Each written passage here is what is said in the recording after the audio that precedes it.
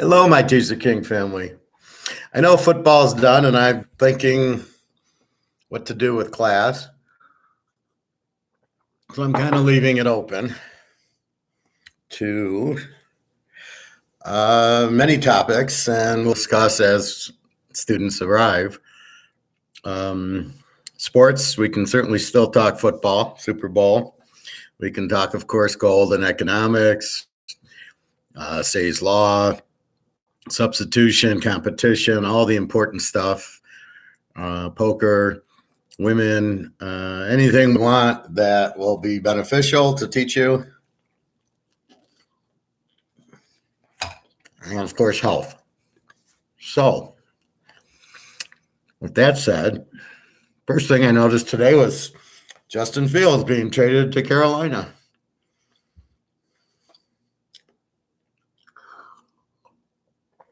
I love being great. So you draft these running quarterbacks because they're athletes, because you think the pass rush is coming. I need a guy to avoid the rush. I need Patrick Mahomes. Patrick Mahomes, he ran a couple times, but not what he primarily does. How many Patrick Mahomes are there? One. He's not Tom Brady, and he's not Aaron Rodgers, and he's not Drew Brees, and he's not Joe Montana, although he could run a little bit, but Joe moved around. Joe's like Brady, he's like Rodgers. He runs around a little, but not really, or Russell Wilson.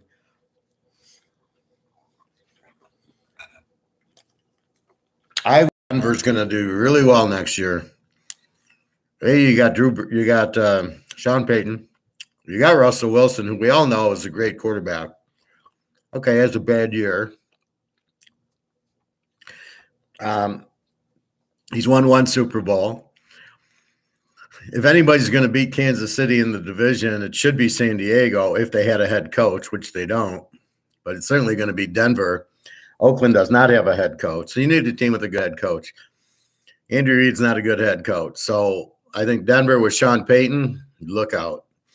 If you do those little bets where you bet how many wins a team's going to have, and they're going to come in at 4 or 5, I'd bet the house and they go over. Because you already have Russell Wilson there, and that's the key to it. And they have a good defense. Between free agency and the draft, he'll pick up good players.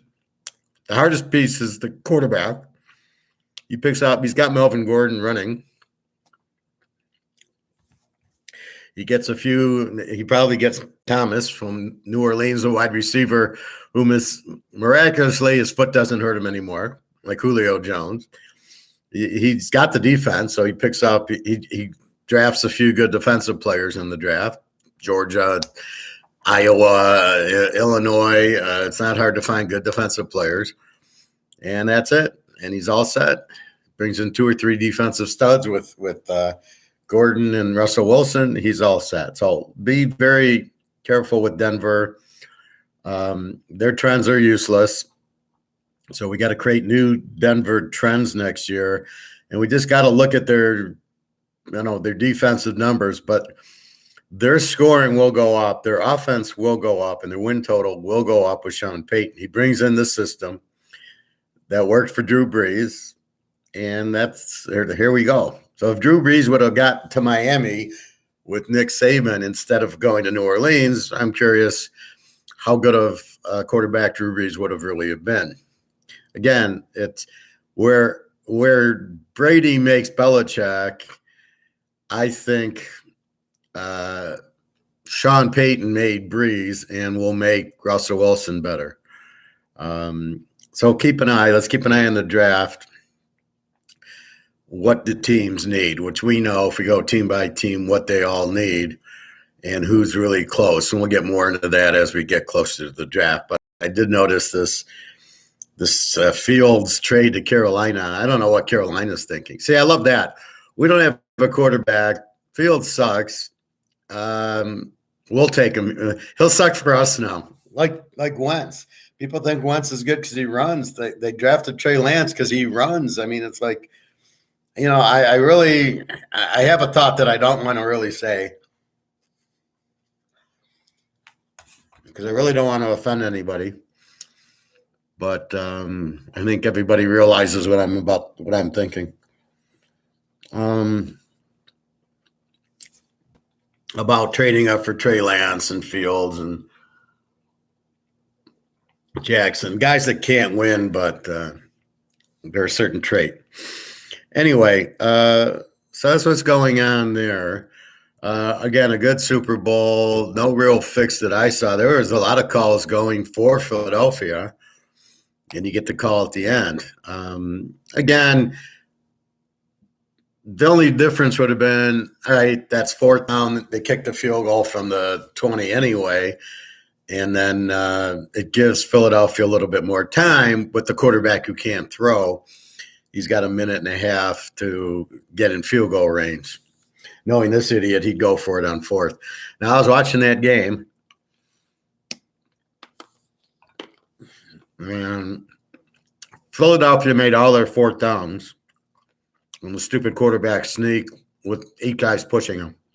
What kind of rule is that? So I said to myself, if he misses one, the game's over. He got lucky and he made them. But very stupid play calling. Well, I guess he's taking advantage of the rule. So even though you shouldn't go for the fourth downs, the way he's got it set up and within the rules where 12 guys can push my quarterback for a yard, then it makes sense going for it at the 4th and 1. So I'm not sure how good Philly is. They just play to 4th and 1, right? So they get 2 or 3 yards. It's almost like watching Army and Navy play. They get 2 or 3 yards. He calls a play getting another 4 or 5 yards. He gets to 3rd and 4 or 3. He runs to get to 4th and 1. And then he runs the stack to get the first down. And then they just repeat. He doesn't want to throw much on first down unless it's a safe pass because he doesn't want to get in 2nd and 3rd and 10 because then they're in trouble. They can't do the sneak. You did get lucky with the tight end on the one play, but really Philly's offense is beyond it's taking advantage of bad rules of the 12 guys can shove from behind and get you the first down is just absolutely ridiculous. I don't know what the NFL is thinking. I don't know what they're thinking with their instant replay. They're really killing the sport. It's almost unwatchable. That's why there wasn't a big thing with this, going up to the Super Bowl. Everybody's like, it's sort of like eating your 5th steak, right? All right, Super Bowl was good. We had Lombardi, then we had Montana and the Steelers and the Packers and the Niners and the Cowboys and the New England. And now it's like, it's the same thing. Oh, now it's Kansas City's turn. And we don't care. We're getting bored of it. And then they're watering it down and dumbing it down. So it's almost unwatchable. And then you're giving 2 weeks. Well, today you can't give 2 weeks. You give 2 weeks, people can't have concentration for a half hour. They're on their phones. So the thought of a Super Bowl, you got to wait 2 weeks for it. You're not going to have any attention. So they better fix that quickly. They better get rid of the instant replay quickly, and they better get rid of this rugby push that is not football. It's sort of like basketball. When Golden State won with the jump shots, you turned me off. You touched LeBron James, foul. I don't watch it anymore, right? You're doing the same thing with football. I can't hit anybody. I can't hit the quarterback.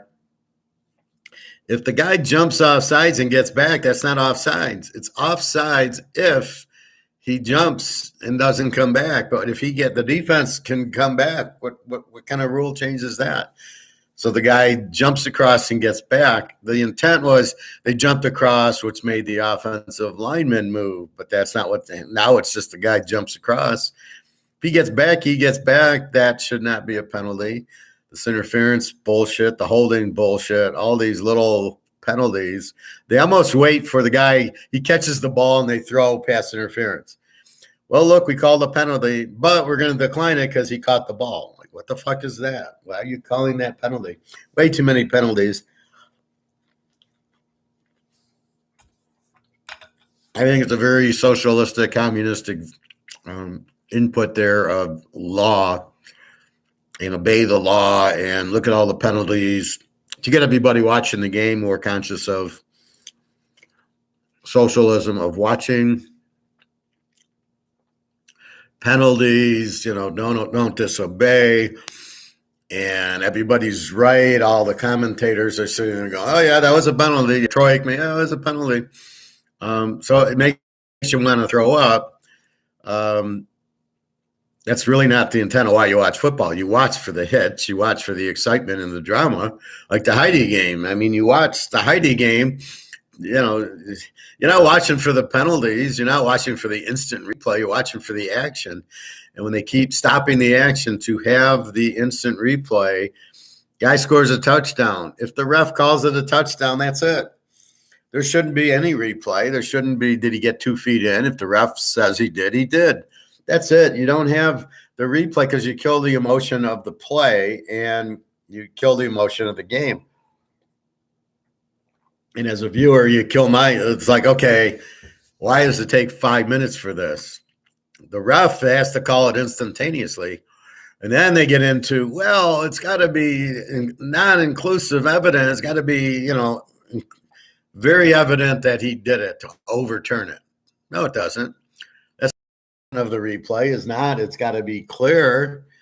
Then they bring that shit up. No, it doesn't. It's got nothing to do with being clear.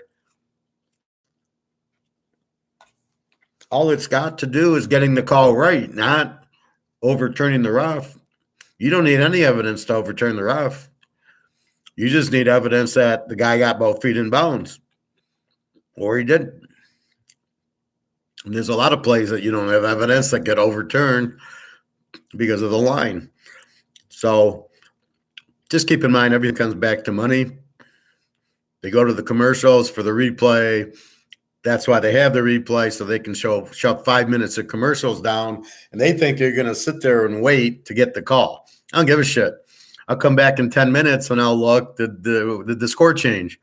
Do I still have the ball? I'm not going to sit there and watch Budweiser commercials and all that, waiting to see, it's drama. Did the guy get his feet in bounds or not? You don't change it anyway, even if it's good. It's got nothing to do with that.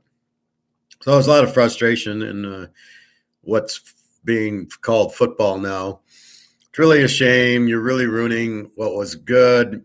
I watched the old 70, the 73 Anthony Davis game. You can't even match that now. They don't even run kickoffs back.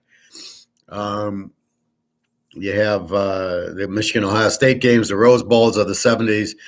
That was very exciting. That's what drew your crowd, and you've clearly taken it away, like you did in basketball with the 80s, Bird and Magic, and you've totally ruined it. So you can't watch basketball. I can't. I'm watching the Piston game at poker. I told you, Friday night, I couldn't name a player on either team. I can't name a player in the league, but the guy in Golden State, what is it? What's his name? See, I mean, Klay Thompson and the shooter, who I can't even think of. That's it. LeBron to me is not a player. He's just a figment. And who else? Kyrie Irving, who's the biggest troublemaker in the world, or these other guys that are supposedly good but suck. Durant. Or the guy with the beard, Harden. These are just scorers. They're not good players. They're not Larry Bird. They're not Magic. They're not Isaiah. There's no Kareem. So it's very hard to get into these sports. Baseball, I can't get in. I can't name one guy in baseball. And what? I can name Verlander. That's about McCullough because he's a good pitcher. Altuve. I can't name any Tiger. I don't know who the fuck they are. They're a bunch of minor leaguers.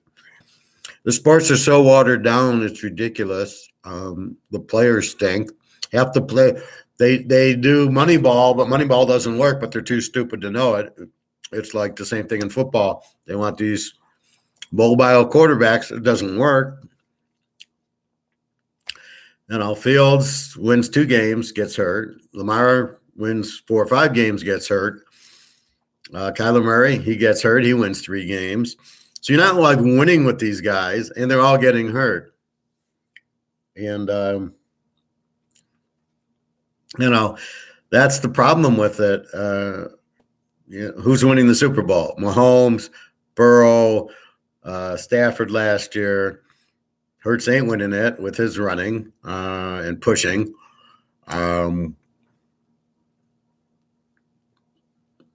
So it's really not, it's still the quarterback that wins it. The Mahomes, the Staffords, the Burrow will win his. Is Hurts going to win any? I doubt it. I don't think he can beat Burrow or he can beat Mahomes. And I got news for you. If San Francisco has Purdy, I don't think they beat them. Not watching the defense that you think is good, as I smelled it out, right? They give up 18, 19 a game, but their schedule is so soft. And the teams that the only quarterback they played was Aaron Rodgers, lifts them up for 33. So it's totally misleading, but you have to dig into the number. You can't just look at the number.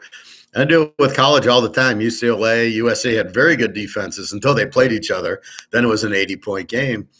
TCU did have a good defense, but Georgia's offense came alive. I'll tell you, I would draft that Stenson Bennett. I think I told you that yesterday. I would take that guy. Probably be around in the second round because he's not a runner, and he's too small. Bullshit, he's too small. I would take that guy. I would take Bowers, the tight end from Georgia. He'd be in my top 2. Bowers is better than anybody in that. He's better than Kelsey and these bums in the NFL. The defenses are so bad they can't take Kelsey away, really. Okay.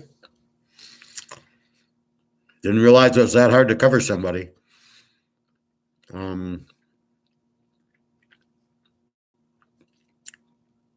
Excuse me.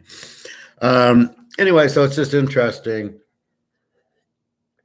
The concepts of these GMs or the league going away. But I'll look at what quarterbacks are around or who's getting drafted. I know Stenson Bennett is, and I believe Thompson Robinson at UCLA. Those will probably be your best 2 quarterbacks. Rising's not coming out. I know Penix is not coming out. I don't know why. Bo Nix is not coming out. Williams at USC is not coming out. Oregon State, Washington State didn't really have good quarterbacks. Stanford's quarterbacks sucked.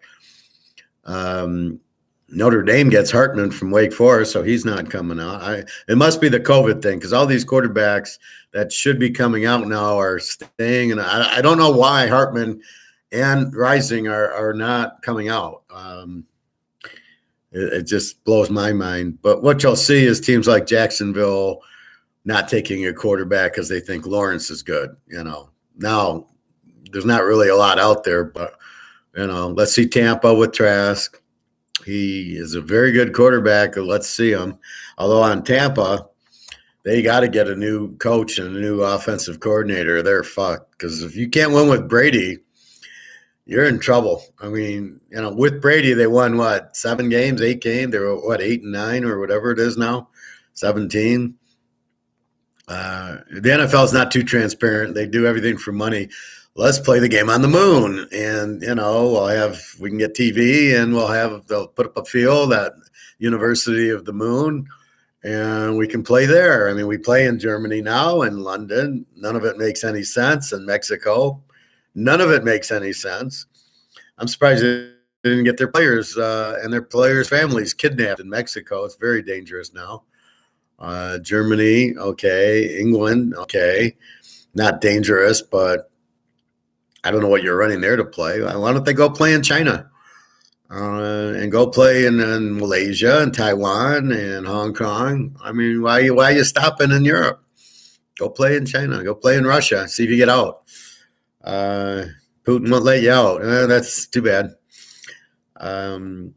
So I don't know. Yeah, they do everything for money, but it's crazy. You're basically ruining the fans with all your commercials, and then you want to speed up the game because you have to throw in another 20 minutes of commercials. Like baseball, we got to speed up the game. Well, then get rid of half the commercials. You run like 6 minutes between innings, between half of innings. So now what? The pitcher's got to run up there, and he's got 30 seconds to pitch. What kind of crap is that? Why are they getting away from the rules? That's what everybody likes. That's why you have your audience, you have your market, and now you're changing the market. You're changing the game, which changes your market, which is a very dangerous thing because you might not keep your market. Like Coca-Cola, right? They had the classic. They changed the formula, and the market said, "See you later." So they had to change it back. Electric cars. What did I see? A commercial by GM. Oh, please buy our electric cars. Buy electric. Da, da, da, da, da. Okay, you think people are watching that commercial, running to GM to buy electric cars? Anybody running to buy an electric car is probably well off in buying a Tesla. 99% of the population who make 75,000 and under are not A, running to buy a car, and B, it ain't going to be an electric. I'll hold on to my gas-powered car. Thank you very much.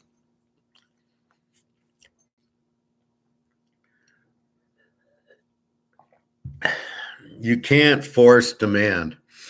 The market is created by Say's law. What do we want? We're the customers. We want X. You make it. You don't make Y if we don't want Y. Right? If we don't want electric cars, you don't make them. You can't make them and say, "Oh, please buy them." There's no demand for it.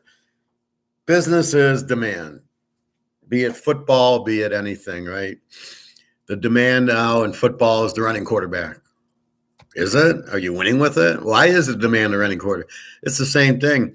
You're pushing that down. We need a Lamar Jackson or a Kyler Murray, but there's no demand for it. They don't win. Fields, another Ohio State bum. If you draft the Alabama guy, Mac Jones, Tagliabue, two more Alabama bums. Yeah, but 1 and 2 should be Alabama and Ohio State. I don't know what the fantasy is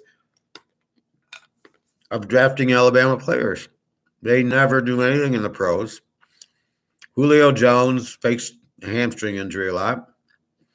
Jerry Judy, once in a while plays for Denver. Once in a while. It's usually hurt. Now, Professor, what do you have this bias against Alabama for? It's not a bias. I can get guys from Texas Tech, TCU, Baylor, who are just as good, but you don't tout them. You're going to get from TCU. Had a big game against Michigan.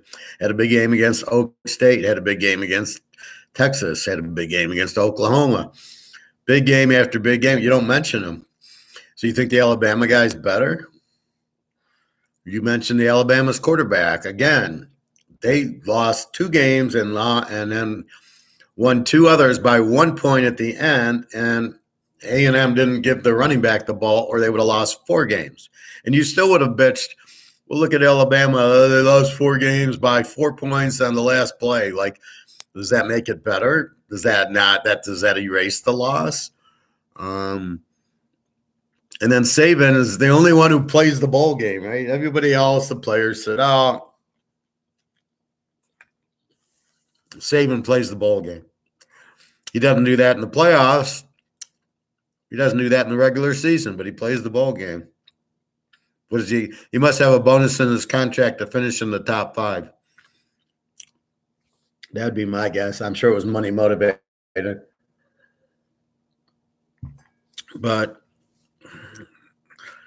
that's the problem. So, and next year, Alabama's the number 1 team. No, Georgia's the number 1 team. They'll replace the quarterback. They've got a good system. They've got a great coach. Defensive coordinator leaves for Oregon. The next guy replaces him. Okay, pretty good. They'll get that fixed. The part that's ironic is the defensive coordinator for Georgia goes to Oregon. So you think, oh, they're going to be this wicked defense. They won't score a lot. And what does Oregon become? An over team. They score 40 points a game, and their defense is not very good. Okay, that was first year, so let's keep an eye on them. But I don't think the assistants – I don't know why they think the assistants make good coaches. That's all you hear. Tony the idiot and Troy and all these idiots on, they see a good assistant coach. Is he a good assistant coach? Who the fuck knows? And they go, he'll make a good head coach. How do you know he'll make a good head coach? It's like watching a good college player going, he'll be a good pro. How do you know he'll be a good pro? Depends on the system and the team and who's with them, right? Well, that's why the USC quarterbacks are always better in college.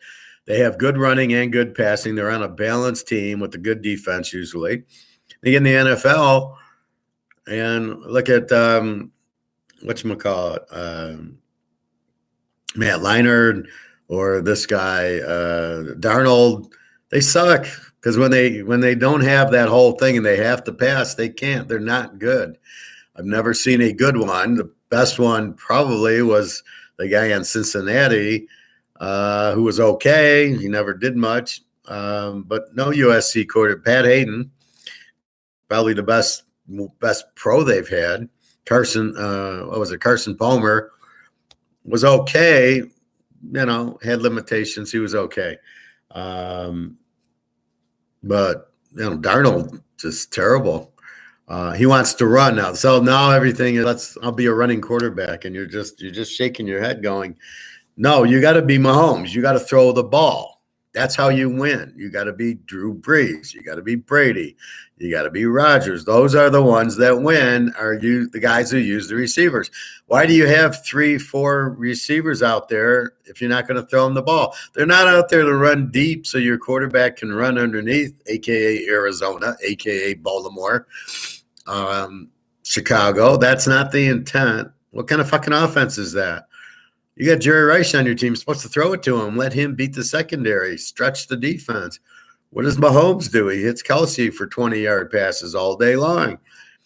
You got to score quickly. You're not the guy's not running. The only way KC beats Buffalo in that thriller 2 years ago was both quarterbacks could throw the ball down the field. Jalen Hurts or Tagliavua or Fields or Lawrence, they wouldn't have completed the first pass. They wouldn't have been able to take the team down the field because they don't know how to do that. They can't read blitzes. They're not good quarterbacks. Yeah, it's not hard for a good college quarterback to throw a 20-yard pass. Yeah, we see that. We understand that. That's not the definition of a good quarterback. It's the definition of a guy who can throw a 20-yard pass to his buddy who's wide open, especially on Alabama.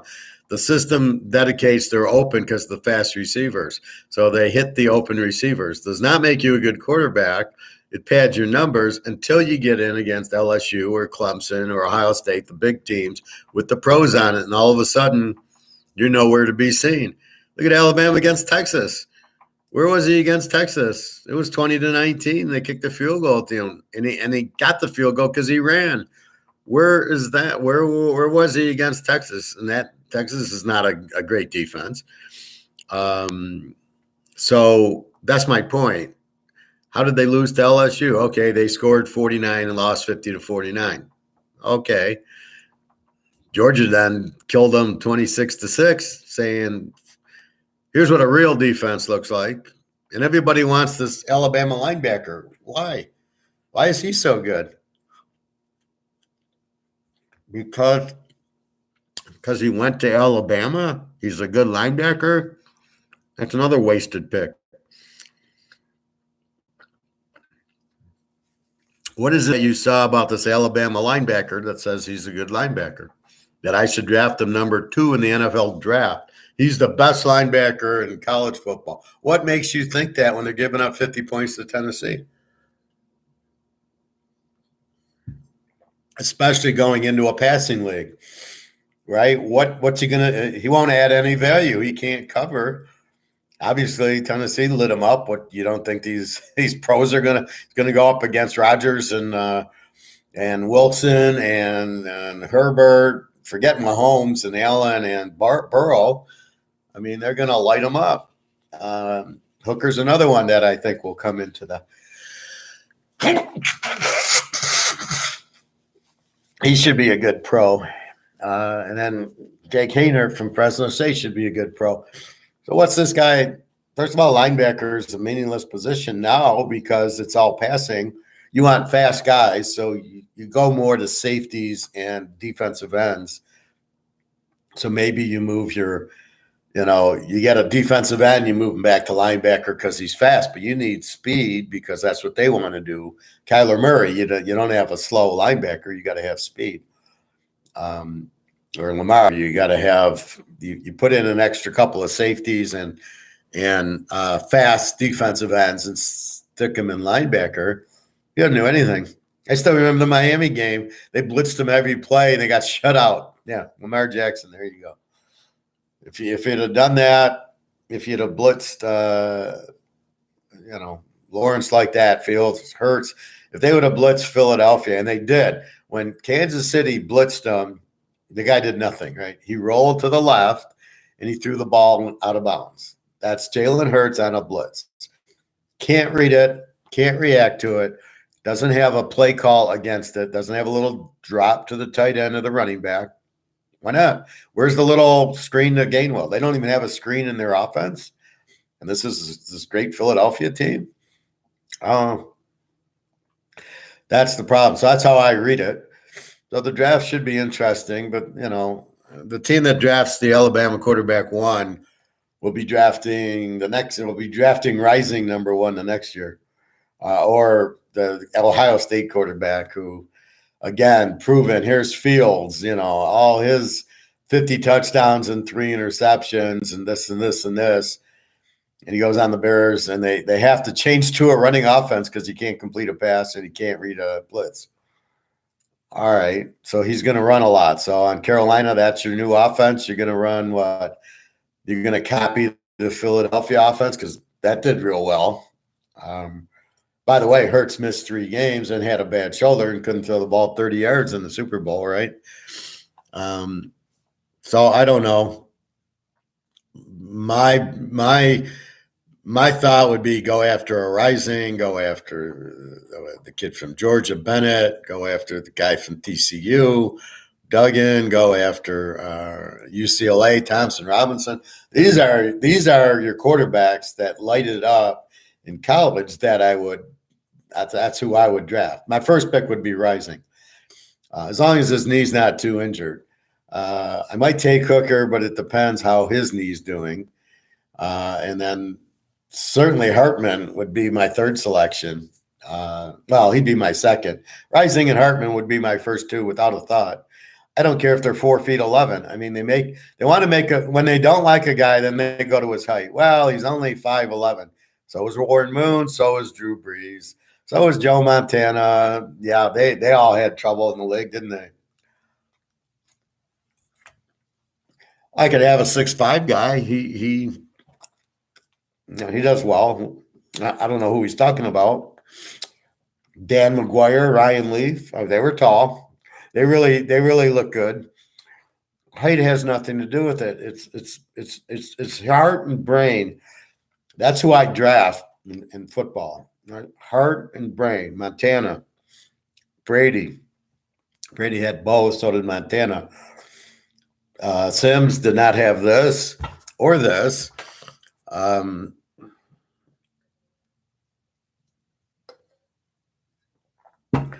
That's who you got. You got Staubach. Bradshaw did not have this. He had this. But that's who you gotta. That's who you win with, right? What do you got? Mahomes, very, very intelligent.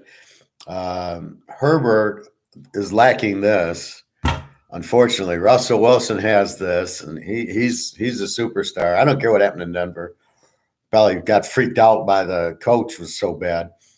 Who else? Joe Burrow boom, boom, boom, boom. He's got both. He's got that charisma.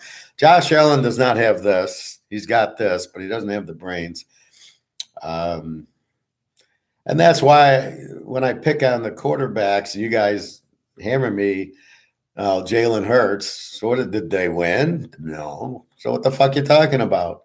He looked good. What, getting pushed for 4th and 1? He gets pushed by 8 guys. Yeah, Jalen Hurts looks good. I don't know. The player I saw was an average player for an NFL player. All he really can do is run. He made some miraculous throws that were miracles that were caught. But when I saw Mahomes throw, he's throwing to Kelsey wide open, right? And boom, right in the chest, and he keeps running. That's the difference between Mahomes and Hurts, right? How many times did Hurts hit somebody on the numbers? All right, he was smart enough to find Smith near the goal line. He was smart enough to see the play, threw a bad pass, and the guy went out of bounds at the 2 instead of walking into the end zone. Like, I don't know why the guy went out of bounds, but couldn't adjust. And then he threw a few miracle passes, and you want to credit the quarterback for throwing an interception, but the receiver happened to catch it. So that's, what a great quarterback. No, it was not a great quarterback. Paul should have been intercepted. It was a bad throw that should never have went there. But because he couldn't read the blitz, he had no idea what to do. You blitz those guys, and they are pieces. They're crap. They can't play. Anyway, so that's the synopsis. That's from my point of view. And everybody has your point of view and what you think is a good quarterback versus what I think is a good quarterback. The problem is I look at why they win and you don't. You see a good 20-yard pass by Trevor Lawrence, you think the guy's the greatest thing since sliced bread. And I tell you, watch what Mahomes does. And does Lawrence look like Mahomes? And the answer is no. He can't. My barometer is very easy. It's, can they read a blitz? Can they hit the guy in stride? Do they know how to read defenses? And can they get the ball to the right spot and audible out and don't run into a brick wall? I mean, these 3rd and 4th and 1s, and they run and they hand it off to the guy up the middle. That's the quarterback. Why aren't you audibling out of that play into the Dave Casper play? Why aren't you running the Mahomes play where the guy goes in and comes back out? Why aren't you running those plays? I mean, come on. That's my point. Mahomes goes to those plays. That's a read play. Both those touchdowns where the guys were wide open were both Mahomes reading the defense. The guy's at the top, and he runs in. And if the defensive back runs with him, then the guy runs back out. The defensive back keeps going. That's Mahomes. He sees the guy running with him. If the guy doesn't run with him, he doesn't call that play. That's what I mean by the quarterback. Is Jalen Hurts reading that and calling that play and analyzing, going, oh, I have an option, but option 1's no good. Option 2's it. Okay, no, here's Philadelphia. They run the ball a lot. Hurts gets in trouble. He runs. Okay, he's a good runner, but we all know how many Super Bowls running quarterbacks win. None. You've got to read the defense, which he can't do. That's why I get on Hurts. But you guys sit there and say, well, look how good he is. And I'm like, but we're not watching the same game. I'm watching him run saying he stinks. You're watching him run saying, look how good he is. But when we watch Mahomes, he runs very few times, right? What did he run? 2-3 times in the game, but he knew when to run. The Ric Flair injury didn't exist then. So that's what you look for. And, Russell Wilson's the same way. He looks to pass. Aaron Rodgers, they do not look to run. That's when you got to start quarterback. We're hoping Herbert gets there. But again, it's the coach at San Diego who's terrible. We need a new coach there. They keep bringing on these bad coaches, just like the Lions, just like Dallas, Miami. They bring in Miami's guy's a towel boy. They make him a head coach. I mean, I think it was like offensive coordinator for 1 year under Shanahan. You gonna make him a head coach? Okay. Who's this Philadelphia guy? What is he? Where did he come? Never heard of the guy.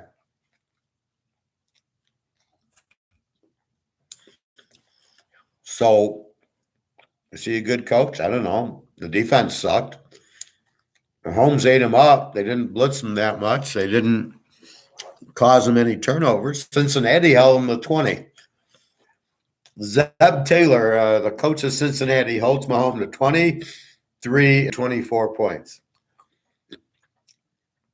Philadelphia, with this great defense, holds him to 38.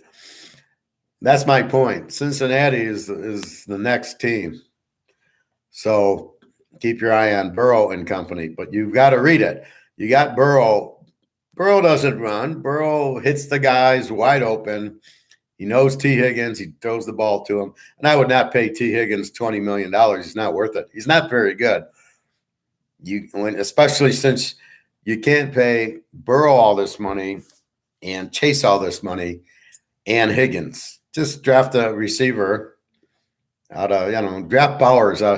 If Cincinnati were to draft Bowers out of Georgia, forget about it.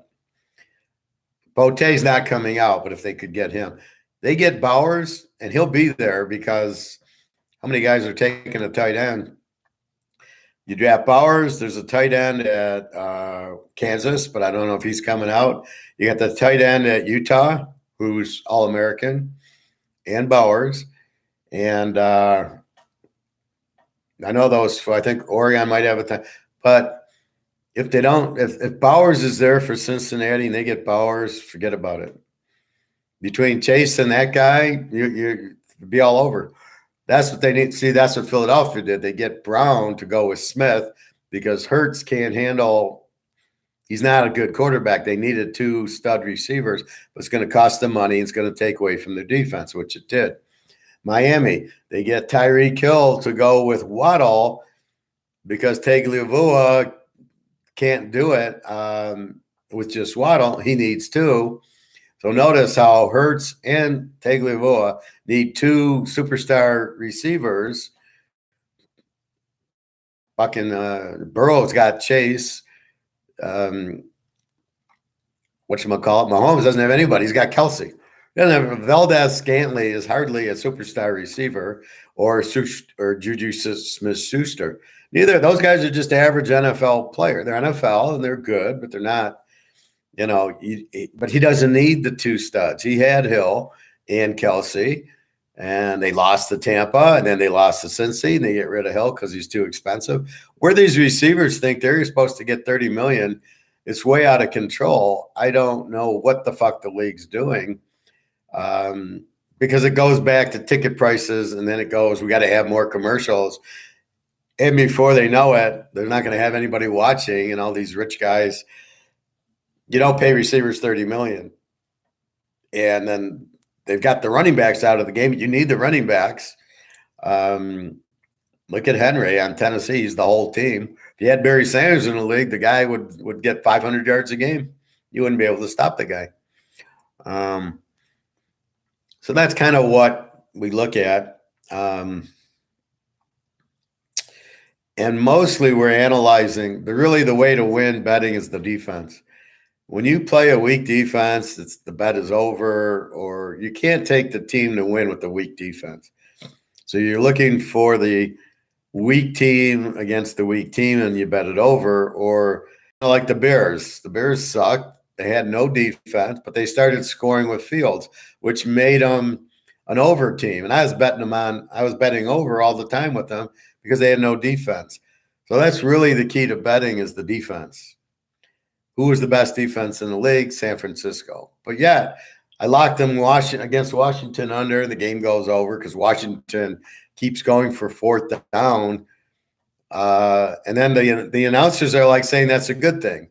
Yeah, it's a good thing to go for it on 4th down and not make it. Are you there to win football games or what are you doing there, man? Well, it was 4th and 2 from our own 28. And had we picked it up, it would have been 1st and 10 from our own 30. We probably would have won the game if we had the ball at the 30. That's how stupid these coaches are. Ron Rivera, really, he's a good coach. Really, why? He went to the Super Bowl with Cam Newton one year, and then after that, he's done shit. I mean, they still think Andy Reid's a good coach, which he's good enough to get there. He's not good enough to win it. He got lucky. All right, he's won 2 Super Bowls. He's lost 2, and he lost 8 conference titles with Philadelphia and Kansas City. So he gets there, but it's because of Mahomes. When he had Alex Smith, what was he doing? Were they any good? How they drafted Mahomes was nothing. And, he's another Texas Tech quarterback like these Alabama quarterbacks who it's all system. So is really, was Mahomes anything special? Not really. Nothing in college that I sat there and bet Texas Tech every week. And that's, what I am. I see that all. Look at the Western Kentucky guy. Look at Zappy, right? I love Zappy. He threw 50 touchdowns and 4 interceptions. He looked good for New England, but give New England credit for sitting him on the bench when they got Mac Jones back. So if I'm Houston, I'm trading for Zappy. If I was Philadelphia, I'd take Zappy. Philadelphia with Zappy wins the Super Bowl because you're not going to stop him. With Hurts, you're limited. But people don't want to hear that. If I'm Baltimore, Pittsburgh, I go after Zappy, or I go after Trask, or I go after Aaron Rodgers. I mean, you put a good quarterback on Baltimore, Pittsburgh, and Tennessee, and they're in the Super Bowl. Because that's the type of team that can handle Kansas City is a rough defensive team. Believe me, that's why Brady lost to the Giants twice. That's why they lost. That's why Pittsburgh won the Super Bowl. Baltimore won. There was like 5 or 6 years that New England didn't make the Super Bowl. Maybe they didn't win it, but yeah, they had 2 against the Giants, so they didn't win. And then Baltimore won 1 or 2, and Pittsburgh won the 1, and Denver won the 1 with their defense. So a really good defensive team will shut down a Brady or Mahomes all day, but the only one you can find San Francisco. So KC gets a break. Well, they did beat Frisco 2 years ago, but if Purdy was healthy, they would not have beat this Frisco defense. They would have been all over them. And you saw what they did to them the first time they played. That's how you beat them. Cincinnati is very close. If the refs didn't cheat against Cincinnati, Cincinnati wins the Super Bowl. And really, that's what you're looking at. That's why you got to build a defense. Don't worry about your quarterback so much. You can get one. You get Hartman or Rising on the team and just have a very good, but you still want you want the 49er defense with a Rising or a Hartman, and it's all over. Mahomes never wins again. Burrow might, but they're also stalking with the defense. KC doesn't have a defense, so they're lucky to win, but they're winning against other offensive teams. So if they play offense, they're going to win. But when they play, the good defense always wins, especially championship games. So look for Cincinnati to be there because they got a very good defense, and it should have been Cincinnati and Purdy doesn't get hurt, and Cincinnati doesn't get that terrible dive call. It would have been Frisco and Cincy, as it should have been. The 2 best defensive teams should have been in there.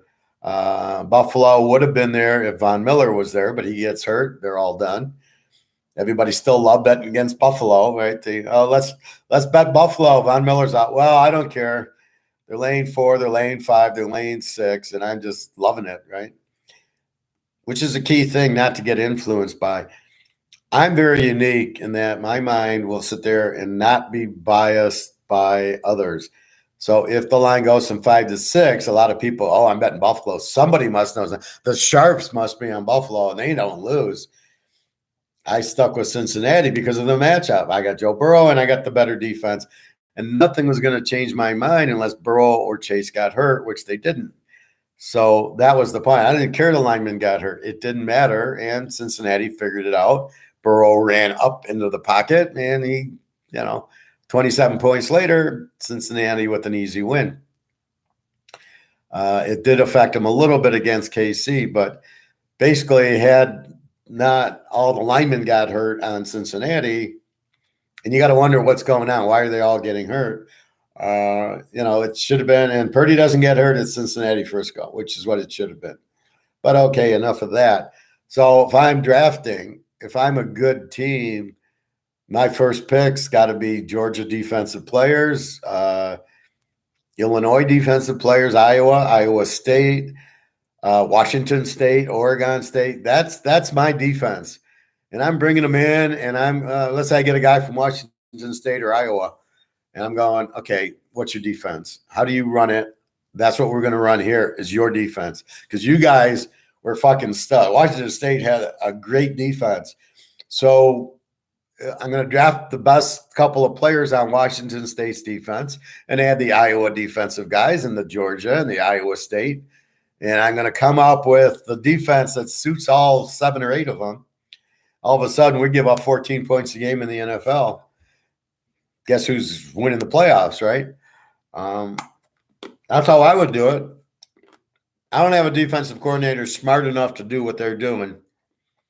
Let's go give the Iowa defensive coordinator a call, or Washington State or Iowa State. All right, what are you doing? Because Iowa State plays fucking all Texas, Oklahoma, Oak State, TCU, and they don't give up any points. The only time they gave up a little bit of points was to Kansas State. Or no, I think that was Kansas, actually. How does Iowa State do it? How does Iowa State, these teams that score 40 a game, Texas Tech, TCU, Baylor, Oklahoma, how do they keep them down to 15 points a game? What are they doing against these fucking teams that can score? They all score in the 40s, and yet they can't get 20 points on Iowa State. We have to have a talk with their defensive coordinator. How much do you want to get paid to coach my pro team? Because you're my new defensive coordinator.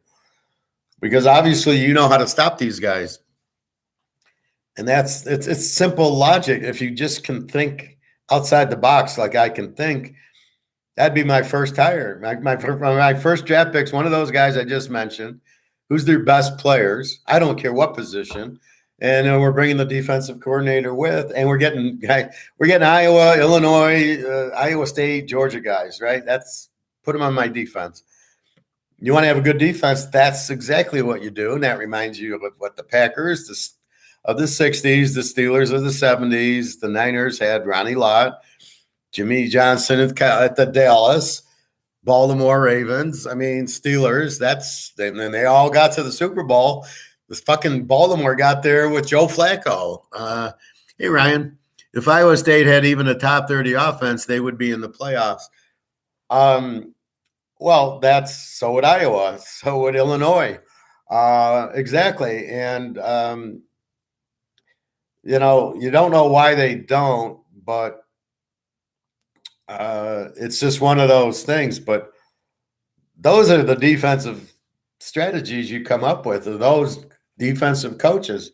Let me have a little talk with the Washington State coach. How the fuck did you give up 15 points a game in that conference with UCLA, USC, Utah, Washington, and Oregon, and you gave up 15 points a game?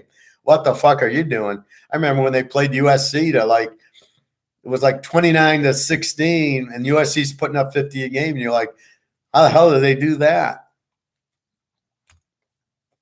And the thing is, I caught him early. This is why I get the big bucks. Week 1 against Idaho or something. It's a big rivalry game, Washington against Idaho, or it's like an explosive Division II team. And they shut them out. And I'm watching the game on my YouTube 20-minute, and their defense, they couldn't even get a first down on it. I'm like, okay, this is a serious defense I'm watching. That's how I watch the game. I'm not looking at the other bullshit. I'm going, fuck, look at this defense. And I bet them under, and we locked them under how many games? 6, 7 games we had Washington State under. And they even I think they beat Washington the end of the year. And I didn't play that under because Washington's so explosive, but that might even have won. But Washington, I remember locking them against Oregon State. That was a beaut because you had two strong defensive teams playing each other. I don't think they put up 30 points in the game. Ryan, I would be a little annoyed to be on a top 10 defense and your offense is ranked 100th. You end up going 5-7 because the offense can. Well, that's Iowa State year in and year out, and Iowa. A little different. Illinois just became good. Now, Georgia, you're on that team with the top two defense, and you're in the national title.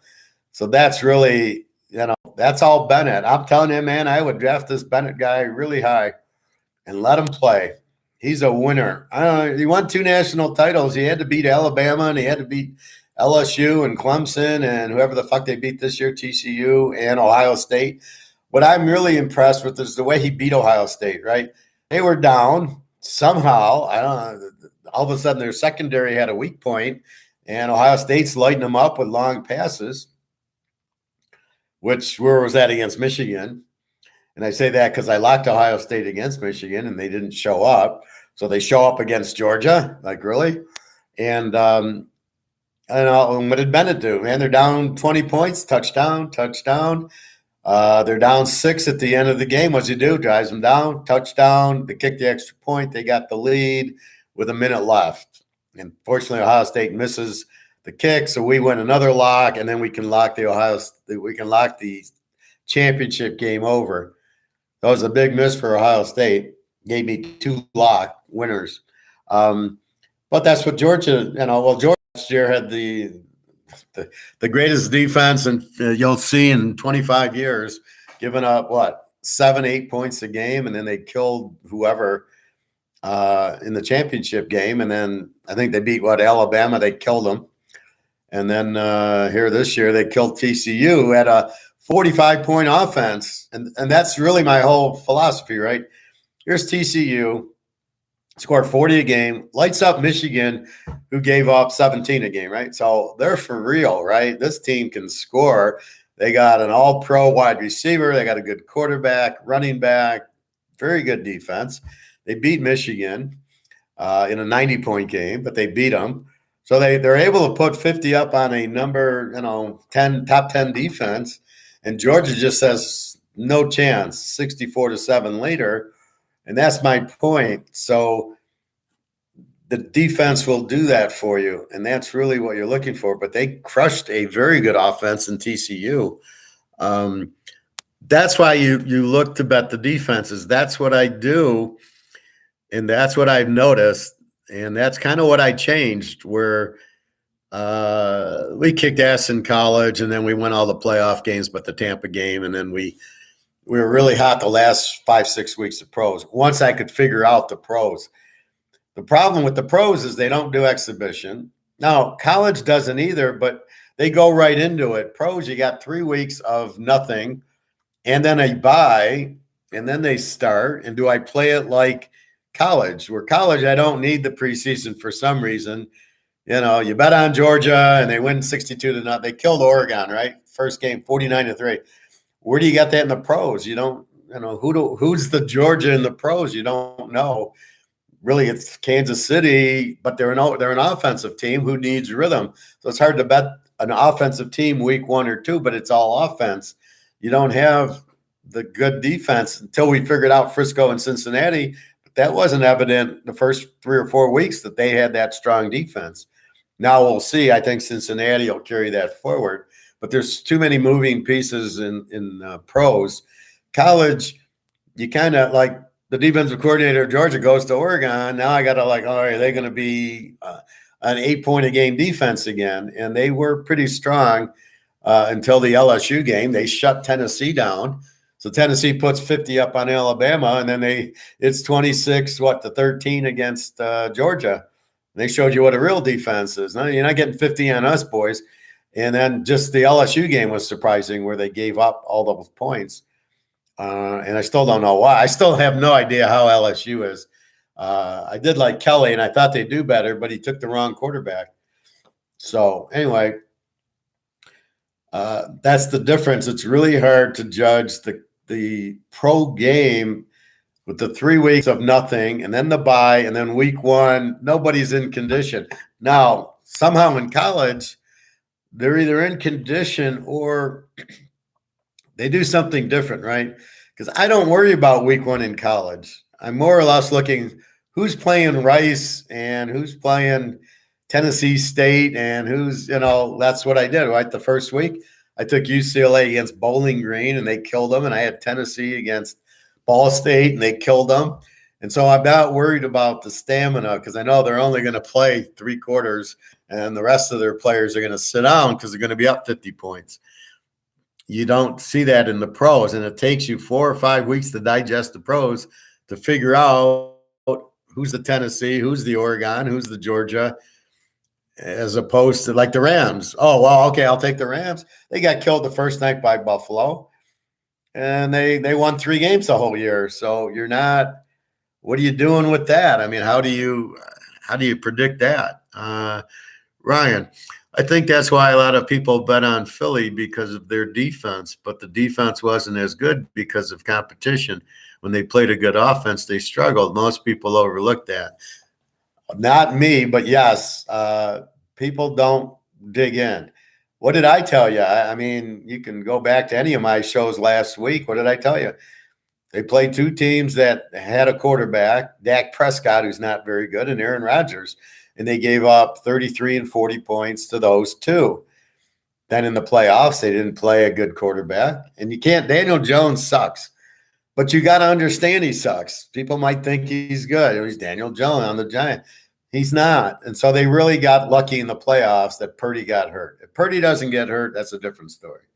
But, I mean, that's why I read between the lines, Ryan, is I'm looking for that. I looked at their schedule. They played the whole Indy and they barely beat Indy, right? With those quarterbacks, with Matt Ryan, and Jacksonville and Tennessee and Houston.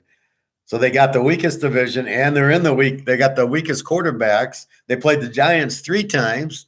And I think you said it. Washington puts up 31 on them with Heineke.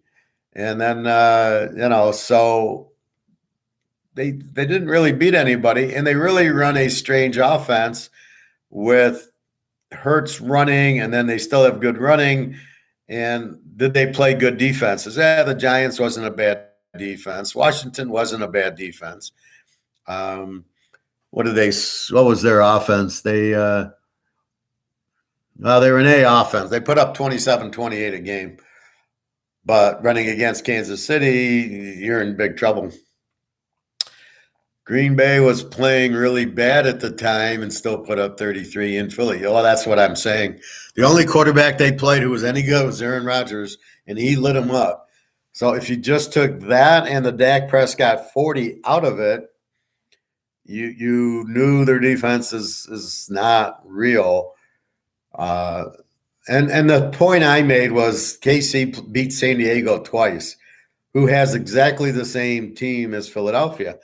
You've got Bosa and Khalil Mack and James in the defense. You've got Herbert, and then you got great receivers in Keenan Allen and Williams, and then you got the great running back Eckert. So it was exactly the same team, and KC beat them twice. So if all you had to do was figure that out, was that they beat them, and then they put up points on Denver, whose defense was very similar to Philly's. So KC doesn't have a problem against a good defense. Their biggest problem was Cincinnati, who has the best defense, whose defense is as good or better than Philly's. And when they beat Cincinnati, it was a 27-24 loss, followed by the 23-20 win. Neither game was a blowout. And if they didn't get blown out by Cincinnati and that defense, and they're able to put 20, that was it. The 2 Cincinnati games and the 2 San Diego games told you what was going to happen in the Super Bowl. And all you needed to look at, because those teams, Philadelphia, nobody's really that. Frisco probably had the best defense, and they would have, the way they run, they still would have probably put up, they wouldn't have put up 38. They probably would have put up 28. Ryan, and I believe Rodgers was out in the last quarter and a half with them. Yeah, he did, because I did see the box score, and Jordan Love was like 4 or 6 for some many yards. So, yeah, I mean, And you don't know. I don't know anybody on Philly except for Slay because he was on the Lions. If they're any good, I like. Okay, Reggie White's out. Oh, okay, yeah, I know that's hurting him. Or Von Miller. Okay, yeah, that's going to hurt Buffalo. I couldn't tell you a player on Philadelphia's defense that if he's out makes a big deal. Um, so I mean, he's the only key player on Philly was Hurts, and he's not all that it. Again, they just run a lot, and he goes back to pass and runs. And then if it's close at the goal line, they just shove him in with 15 guys, shove him in the end zone. It's not football. I don't know what the fuck that is, but it ain't football. But here you go. The real test is Mahomes. The real test is Burrow. The real test is Josh Allen, and they didn't play those three. And Josh Allen is a good, Burrow and Mahomes are up here. Josh Allen's like here. He's there, but he's not in their league. As shown by the Cincinnati game, 27-10. And I believe Cincinnati would have done the same thing if they didn't get the game canceled because the guy got injured. They were already up 7-3. I think Cincinnati would have killed them if they played the whole game. Anyway, but that's I think my take of the NFL. I mean, but that's what I would do. You want a head coach, man, go draft the Iowa State coach or defensive coordinator or Washington State's or Iowa State's. Man, you want a good defense. These guys are doing it against 50-point offenses. Not as much in the Big Ten, but in the Iowa State and Washington State leagues, man, Georgia. Why did the Georgia coach go to Oregon and not go to the Lions or Houston or some team like that, right? Here's Carolina. You need a coach, man. Why aren't you drafting the Georgia defensive coordinator? He goes to Oregon. What the fuck are you doing?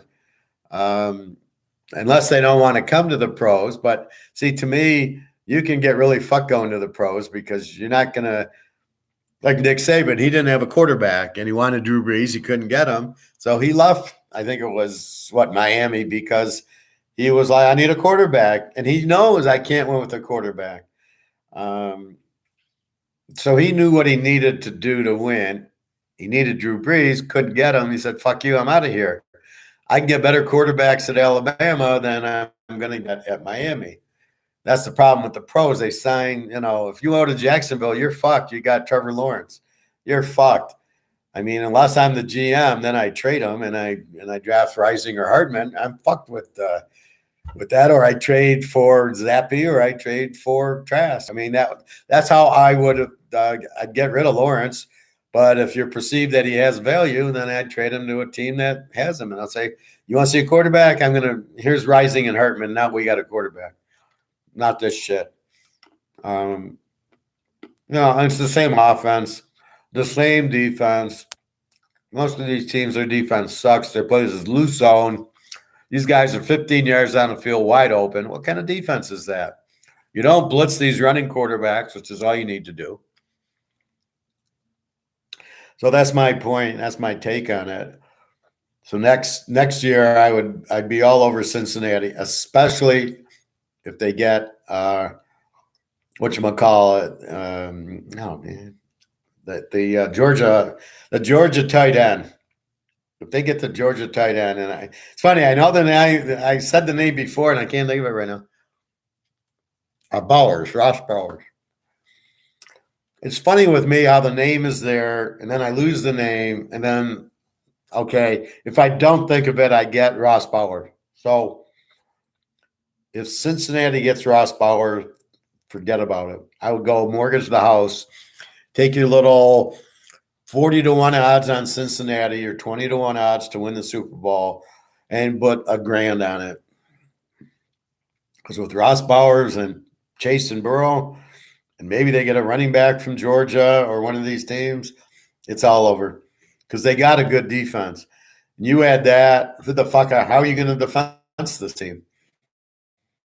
I mean, you can't defense it with T. Higgins now, but you put Bowers on it, forget about it. So that's my thought on that. Anything else? Sports, NBA, it's the same thing. You got to bet the defense.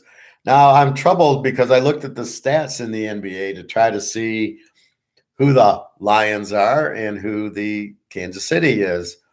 Who's the best? And they're all like so close. One team to another. The Pistons are the worst team in the league, give up like 119, but the best team in the league gives up, I think, 108, 109, and then it's 111, 112. So there's this small gap on defense and the same thing on offense. So it makes me think if you get the right line, this is an over team. And then I look at the Pistons won like 10 games, and I'm laughing my ass off because they're supposed to be getting better. Again, they hire a bad GM and hire a bad coach. It's all the GM. You've got to hire Pat Riley. You got to hire Phil Jackson. You got to hire the stars. Red Auerbach. That's why they won, right? He had Red Auerbach. Geez, Boston won 10 straight. Then they got Larry Bird. And he was like the 5th pick taken, but he wasn't going till next year. So they drafted him when they could. He played college, and then he played the next year at Boston. How the hell did the first 5 teams miss Larry Bird? That's Red Auerbach, right? That's what a good GM does. He spots the talent and he drafts it. That's why I'm so successful. I spot the talent and it goes to the team, and that's who we bet on. That's why I showed you the Bobby Orr thing, and that's why I show you these other clips, is to basically say that's what a star looks like. That's who we want to bet on. And in the NFL, it's harder because you can't get trapped into thinking Lamar Jackson's a star, or Fields, or Lawrence, or Taylor. These are not stars. These are not who you want to bet on. That's how you lose money. That's the facade. You go to the cream, Burrow and Mahomes. You want to win. Maybe you go Frisco with Purdy, but again, you got to watch because you bet them under with that defense, and then they put up a 50-point game with Washington because Washington went for 4th and 1 at their own 30 like 3 times, didn't get it. So it gave easy and some turnovers, gave Frisco short fields, and they put up a lot of points. But if Washington would have played smart and just punted the ball, it would have been 20-3, and we would have won the under.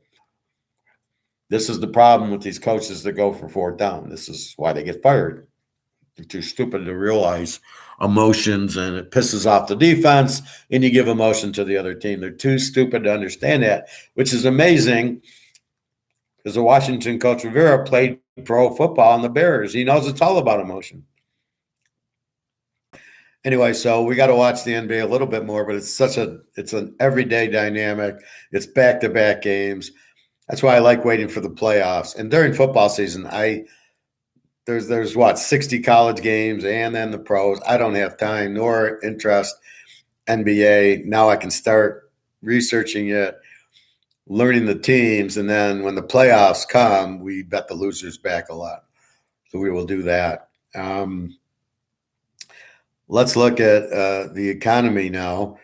So listening to my friend, he's not my friend, the guy from the UK. What's happening in the world is economics. It's competition. It's this versus gold. That's what's happening. The U.S. has this. J.P. Morgan wants the monopoly, keeps gold price down. Meanwhile, the whole fucking world's buying gold at these prices, laughing their asses off. J.P. Morgan's too stupid to understand it. He keeps the price low with the price fixing and selling fake gold, paper gold. For some reason, it's priced in that instead of the real price, which is physical. And with that said, you're weaponizing against the dollar because now, what does Putin say? Oh, look, they're going to sanction you. These higher interest rates make the U.S. debt more expensive. You're in debt because you buy the dollar. So it's basically happening in English, which I know a lot of people don't know how to speak when they talk economics, is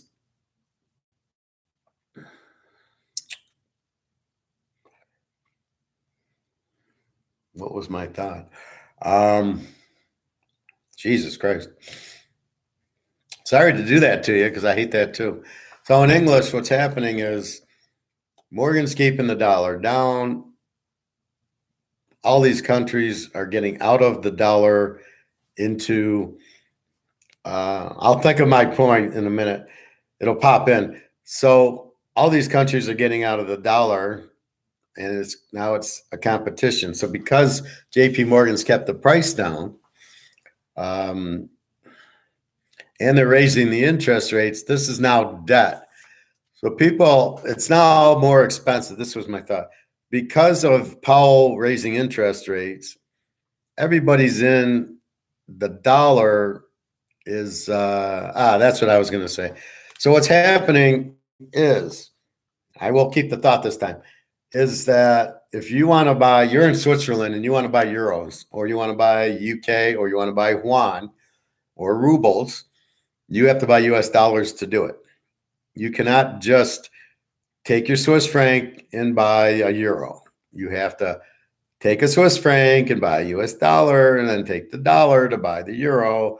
So there's all this extra maintenance and extra cost, because it costs money to buy the dollar, and then it costs money to transfer the dollar into euros or Swiss or rubles or yuan or yen or British pound. And that's what everybody doesn't like. Why is the U.S. getting this little bit? That was my thought, everybody. Why is the U.S. get this little middleman? Why do we need the middleman? This is the biggest problem, is the U.S. is greedy and trying to get this extra money out of people. And then there's loans in U.S. dollars that when Powell raises interest rates, I thought I had to pay it back at 1%. Now it's 5%. And you're killing it, because you're making it'd be like your mortgage, right? You have a mortgage that you pay $500 a month on, fantasy land, and now it's $700. Oh, I don't have the 700. I have 500. Well, first of all, you're an idiot for not getting a fixed loan, but just in the other world, now you owe 700. So if we take it back to the dollar, people who are borrowing dollars to buy the new currency, to buy the euro, have to pay it back to the U.S. at, now it's 5% where it was 0%. So what happens when costs go up? You can't afford it. There's default. Like 2008, you raised the interest rates on the mortgages because they were variable. People would get in at 1%, it go up to 3%. They couldn't afford it. They defaulted on the home loans. That's why this whole crash and bullshit happened in 2008. So what's happening now? Same thing. You're raising the cost. Interest rates are a cost of money, period. You're raising the cost.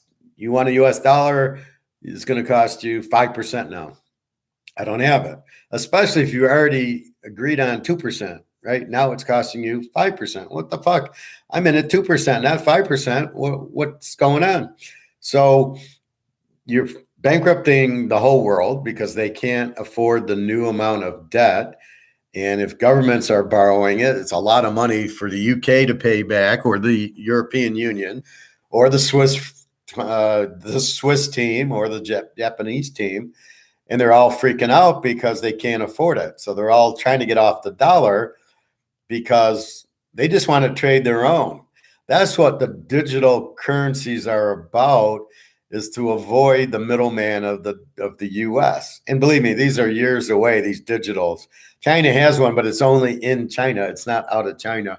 The rest are coming, but they're going to be years away, and they'll probably only go from country to country.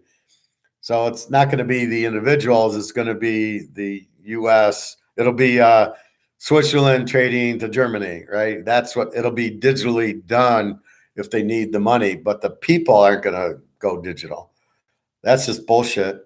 I got something on like this executive order that Biden signed, which is basically digital currency.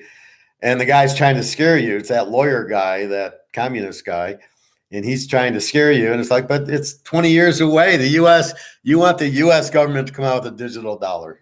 Fuck, good luck. They can't even build a road. They're going to come out with that. That'll never happen. They're too stupid to do it in the first place. And JP Morgan won't go away from printing the new dollar, whatever that becomes. So in the meantime, you'll have these new dollars come out. So there'll be two currencies. The digital currency is going to be between Switzerland and Germany, and they're going to trade in that and bypass the dollar. So right now it's Germany, U.S., or it's Switzerland, U.S., Germany. Now it's going to be, we're going to ignore you, right? We're going to ignore you, and it's going to be Germany it's going to be Switzerland right to Germany and back and forth. That's what's going to happen. That's what's going to be digital. And everybody's getting in a big, digital dollar. It's not. It's just that's what's going to happen, but it's not going to affect the people. They'll still have this because how are you going to go get coffee? What if the guy doesn't take digital dollars? So it's a fantasy land that they're trying to scare you into digital dollars being the commodity dollar. Like this goes away. No, this can't go away. You watch, you'll see. But that's what they're trying to scare you with is the digital dollar. Anyway, that's the whole reason of the fucking war. The war is a magic act. It's to keep you occupied like football keeps you occupied, like the Roman gladiators kept you occupied from the truth. It's the magic trick, not the professor magic trick, but the magic trick of watch the war while we, get off the US dollar. And then the petrodollar's no more. It's now the petro yuan or gold. To compete with the US dollar, what do you need to do? Well, the ruble's not going to compete. Neither will the yuan. Everybody talks about, well, we need a reserve currency. You don't need a reserve currency. That's bullshit. They're the middleman. Well, you don't need a middleman. Why do you need a middleman? So the war is to keep you occupied, and the real of the money to compete with the dollar will be gold back. Reason number one, we want to buy gold because they need the gold and they need to price it higher to get anything backed by gold. The only way to compete is to have a gold-backed dollar, which then makes all the other currencies need to be gold-backed, including this garbage, right? So that's what's going to happen. And the U.S. is nobody wants it anymore. So 88 countries are off the dollar. I don't know how many countries there are, but you just lost 88, and 5-6 million people between Europe and Asia and Africa are trying to get off the dollar as fast as they can. They're trying to get the dollar off of gold so it gets to its real price like every other fucking thing in the market. This is not paper. This is, you want my Canadian club? $50. Now it's probably $75. That's the real, but you get the real bottle and you can drink it. So imagine selling you Canadian Club, but you don't get the bottle, right? Well, it's $5, but you don't get the bottle. What's the point? Then why would I buy it? Why is anybody buying this bullshit paper gold thing?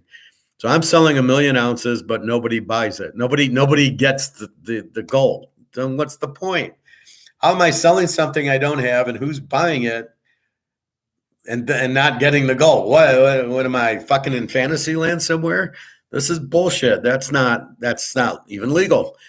So that's the scam being put on you by the JP Morgans and the government. One thing my guy said is don't trust any of the governments. It's all propaganda. It's all to make them look good. That's the only reason, is to make them look good. So they'll tell you a story. So if I didn't share with you my picks and have my history page, I could sit there. Well, let's take somebody else. Let's take Jimmy the Greek. We like him. Or Smooth Jimmy Apollo from The Simpsons. I always liked that guy. So let's say he says, well, I went 92-4. You going to believe him? Well, he said it. If he was the government, he says he went 92-4, I guess I'd believe him, right? That's the point. If he can't show you the history and he tells you after the fact, I won that game, I won this game, that's why when somebody comes on and says, oh, I won that game, I go, how do I know you won the game? Did you come on before and tell me this is the pick and then you did it? But I don't even want to hear your picks. I really don't want to have that as a session in my class, right? I want to talk about why we picked it, why it won, how we looked at it. And then that's what I went through the first hour here, was how did I determine it? And then it won. But I gave it to you last week before the game, and then it wins. And I'm saying, okay, here's what I did. So you learn it. You understand why I did it. Boom. So your understanding is why this is crap, because it's not backed by anything. And if you keep printing it, it goes to zero. My best example is Topps baseball cards. I got a Barry Sanders rookie Topps, and they made 1 billion of them. Then I got a scored Barry Sanders rookie, and they didn't make as many. And the difference is the Topps Barry Sanders rookie is worth like $500, and the score Barry Sanders rookie is worth about $3,000. That's what it is. The only reason some Topps are worth a lot, like Earl Campbell and Dorsett and Swan, it was so hard to get them centered that when you did find a center one, they're so rare that they're worth a lot. But in this case, we go back to economics, right? Competition, substitution. I would like to substitute out of this, but I can't go to another currency because you're ruining it and you're inflating it. I want to get out of this and I want to choose something else to get into. The only thing I can choose to get out of this is not a currency, because if I go to the yen or if I go to the euro or if I go to the Swiss franc, I'm still fucked because they're still printing it, because the people in charge of the money are keep printing and printing and printing. And you can see they're buying gold with it because all the central banks are buying gold like it's freaking water. So I can't go to other currencies, leads me to either buying diamonds or buying gold and silver. Those are the only assets I can buy. I could buy a house, but now I can't because they're already a $200,000 house is $500,000. I can't do that. And if I bought it now, I'd be paying 9%. Well, I'm not going to get into that. A car is not an asset. I can't buy a car. The only assets are diamonds, a Picasso, but how do I get rid of that? Or gold and silver. So that's why I tell you to buy gold and silver. So I'm giving you the answer. This is no good. You need an asset that goes up in value. And the only thing left is gold and silver or diamonds. And we're not smart enough to buy diamonds. It's color, cut, clarity, the 4 C's. You buy it. Is it really? It'll go up because of the inflation. Is there demand? It's not money. So I'm kind of leery about buying diamonds, which puts me into the gold silver camp where all I got to do is buy a fucking coin that says U.S. of America 1 ounce of gold. And it says it on the thing, or I buy a Cougaran or a Maple Leaf or a Swiss. Swiss doesn't have it, but Austrian, Philharmonic. The British have one. So all I got to do is buy something, and just it says 1 ounce of gold on it. 999. I don't even know if they all say 999. 1 ounce of gold. As long as it says 1 ounce of gold, it fucking looks gold. I'm pretty sure it is gold, and because you can, if it looks. If somebody was trying to sell you or something and say, oh, this is gold, well, wait a minute, it kind of looks yellow. It doesn't look gold. I probably aren't going to buy it. But if it really looks gold, I'm probably going to buy it. I mean, if I look at it, I know it's gold. I mean, if I look at this, I'm pretty damn sure it's gold. Man, that looks gold. It is gold. So the way you fake it is if it's not gold in color, because you need the gold color. But if you're faking it and you got to use other materials, it's going to lose its color. And if you go to like my coin store, he's not going to sell fake gold, right? He's got his reputation. I go on the internet and go, this guy at Livonia Coins is phony. I got fake gold from him. He'd be out of business. So he has no intention of doing that. He looks at it. I see when people bring it in, he weighs it up. He looks through the little microscope. He's checking because he's not going to give them the money if it's fake. So he's very careful. And I see that when people come in. I try to pull the people to the side and go, it's going to be $50,000. What the fuck are you selling it now for? But that's what happens. So we go into gold and silver as a substitute away from the dollar, and the BRICS countries, Russia, China, Saudi Arabia, South Africa, Brazil, Argentina, India, and these other 30 or 40 countries are all sitting there going, we're going to come out with the dollar backed by gold to compete with your US dollar, because if we don't, nobody's going to take us seriously, and nobody's going to on our dollar. They'll stay with the US dollar. So the only way out of it is to have a dollar backed by gold. Well, what happens to the gold price? It goes through the fucking roof because I have to raise the gold price because there's only so much gold in the world. I can't do it at 2,000. I need it at 100,000 an ounce. Then I can back my dollars by gold and have enough gold to back the dollars. Because what it means is if this was backed by gold, I go to the bank and I say, all right, give me $1 worth of gold. And they have to give me $1 worth of gold, right? They have to give me the gold equivalent of this because this isn't really a dollar. It's really going to be gold, right? If you have a silver certificate, which they used to have in dollars, here you were able to take it to the bank and get the silver. So it was 10 silver. You go to the bank and get 10 ounces of silver, whatever it was, and that's what happened. So once that hits, the value of the gold goes through the roof. And then the dollars are secure because now they're backed by gold. Because who's going to trust Russia and China? Nobody's going to trust Russia and China. So you start going, I don't need to trust them because it's backed by gold. That's why it'll work. That forces the U.S. to now compete. So I've now brought in competition to the monopoly of the U.S. dollar because they're basically screwing the whole world with this little middleman of, oh, you want Swiss francs? You're going to buy dollars to buy yen or dollars to buy British pounds. And that's it. And then this bullshit with JP Morgan and derivatives and COMEX keeping the price down to keep the substitute away. So the whole point, hey, Bobby Bo, the whole point of this is keeping the gold price down is to keep you from substituting, right? I can't substitute away from this because gold's cheap and gold's not the place to go. That's where Bitcoin gets invented because people go, I know they're fucking with the dollar, so I'm going to buy Bitcoin as my way out of it. And that's what they're trying to do. You're buying a cleanser. What are you buying a cleanser for? Anyway, we just talked an hour on football, and now we're changing it to economics and gold. So really the whole thing of the economy is always competition and substitutable goods. That's all Austrian economics. That's all you need to know about Austrian economics. Adam Smith kind of explains why. It's Say's law says supply and demand, and you can't make electric cars if nobody wants it. But at the end of the day, I want to substitute this because it sucks, and I want to buy gold with it. And I want to, that's really the key. And the gold is the competition of the dollar. And that's the point of it.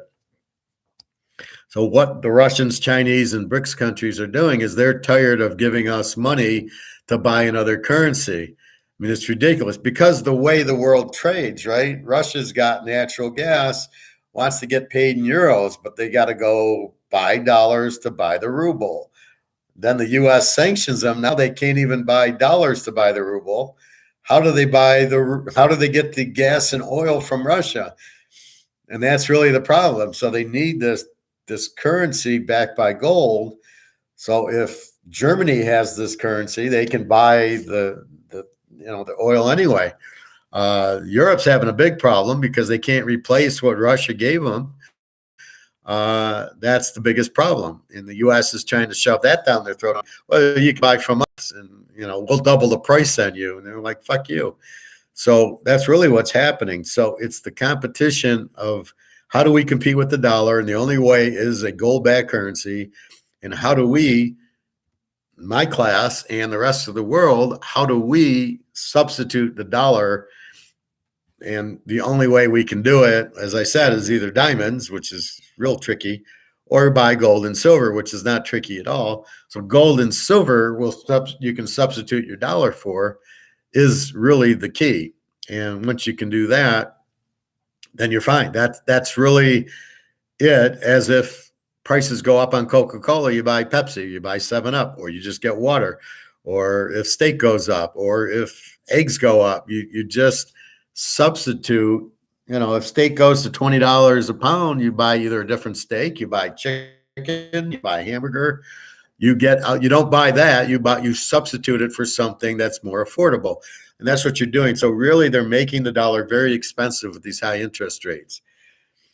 And then at the point that they're expensive, it drives you to a different currency, which is not there. So it's driving you to going bankrupt, to printing new currency, and or to getting out of the game and saying, you know what, we're not going to do this.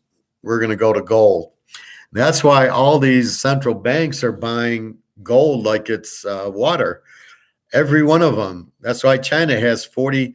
So now if you really think why China has 40,000 ounces of gold and Russia has 15,000, 40,000 tons and Russia has 15,000 tons, now it's crystal clear. They're not even really buying it to make money. They're buying it to substitute away from the dollar. The U.S. puts sanctions on Russia, and they're like, fine, we got gold. Buy things in gold. Everybody wants gold. Same thing with China. We got 40,000 tons of it.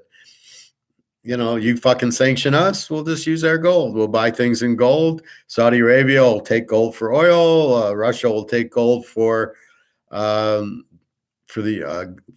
gas and oil and whatever food. And India is the same way. We need gold, or we'll trade gold for whatever. And that's what happens. So people getting out of the dollar and using gold as the reserve currency, which is what it is. So you have a reserve currency. It's called gold. It's the same one the Romans had. And if you just leave it alone, you'll have a great economy. That's what you need. You need something that's sparse, that people want. It's divisible. Everything I say, right? It's portable. Put it in your pocket. It's scarce. There's not so much gold.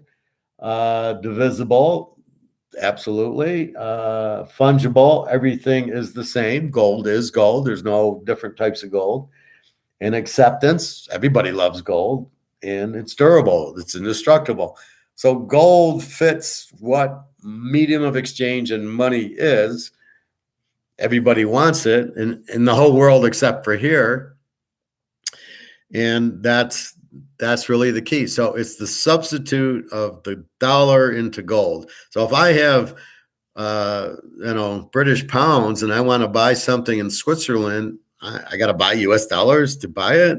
What the fuck? We don't notice it because when I'm in Europe and I'm in Switzerland or I'm in Portugal, I'm going to the ATM and since I'm in US dollars and I'm able to buy the euro or the Swiss franc, I don't need to go to the intermediary, and I can't see that because I got US dollars.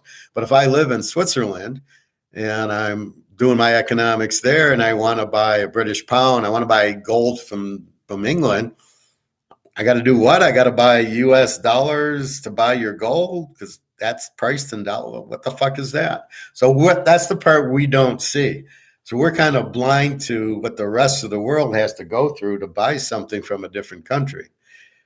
At the end of the day, gold's the savior. Now, this digital currency will probably be backed in gold, but again, it'll be bought to so Switzerland can pay the euros or the British pound, not for the people to buy it, right? The people aren't going to buy the digital dollar. They're going to go with the new dollar, right? I told you there's a new yen coming out. There's a new euro coming out the end of the year, probably earlier, because they're getting inflated to the point.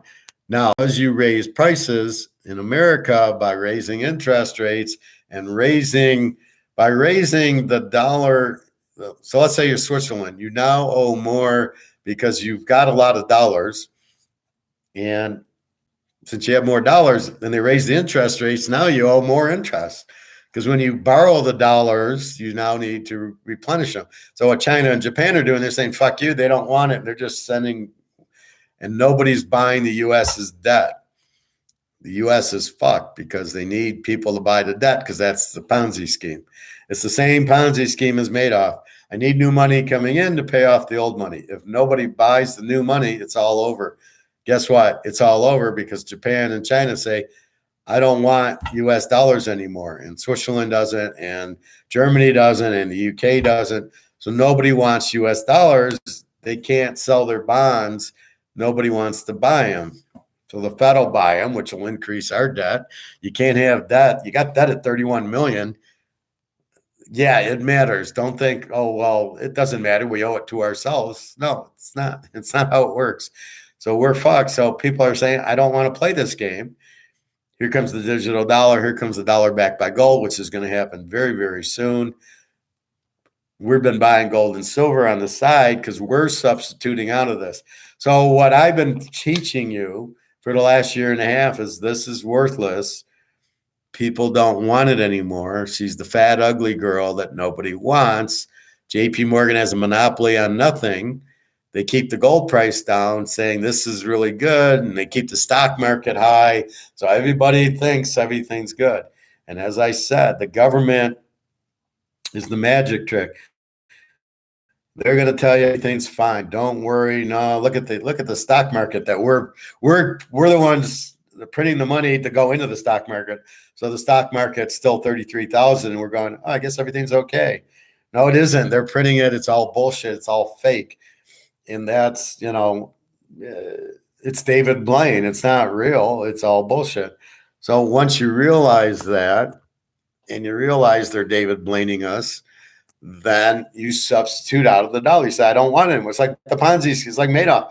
I don't want to give him any more money because it's not real. He can't really do that. So I don't want to give him any more money. And that's really what the point is. And that's the point of this.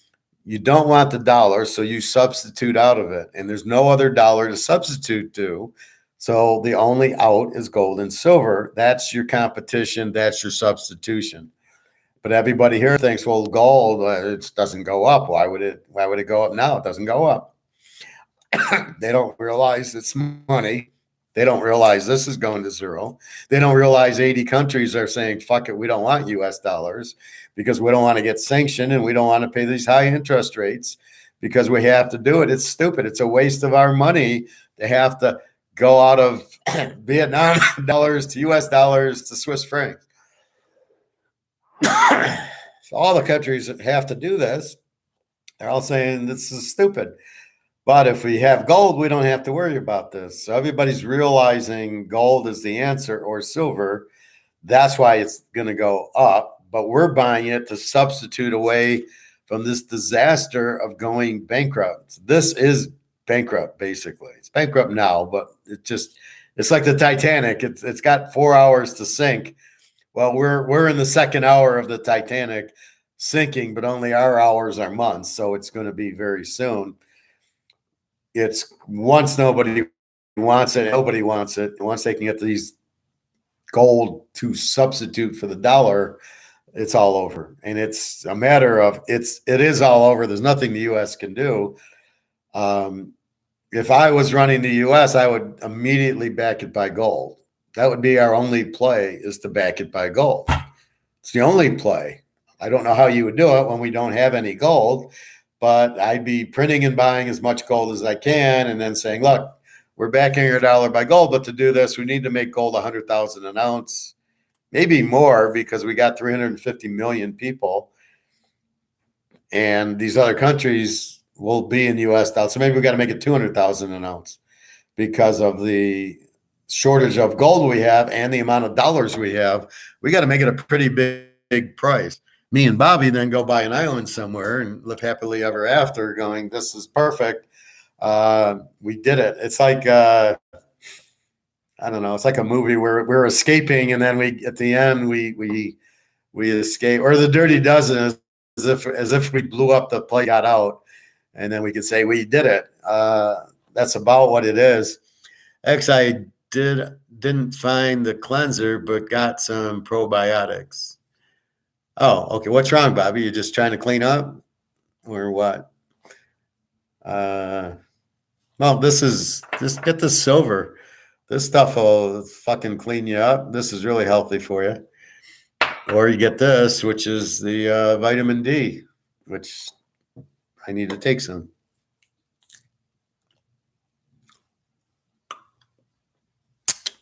Stuff doesn't taste good. I'd rather have sun. The sun's the best vitamin D.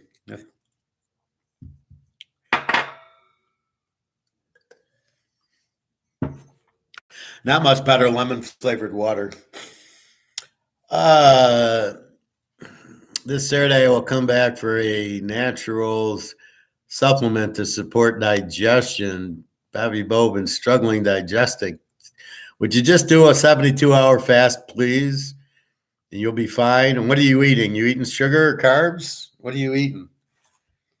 Just go to veggies and have your steak. Quit eating your fancy kangaroos and everything.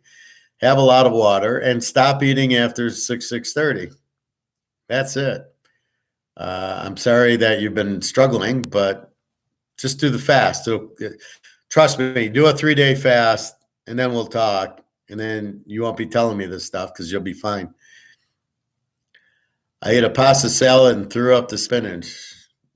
Did you make it or did you buy it at a restaurant? So you had problems with your red fish, and now you're having problems with spinach. All right. So as your doctor, I'm ordering you to do a 72-hour. Have you eaten yet today? So you're done today. It's now what? Tuesday at noon, Wednesday at noon, Thursday at noon. You're going to eat Friday at noon. It'll be roughly 72 hours. So I don't want to hear you eat until Friday. You can have your water and your tea and your coffee, and that's it. And then you'll tell me about your stomach, and you'll be all better.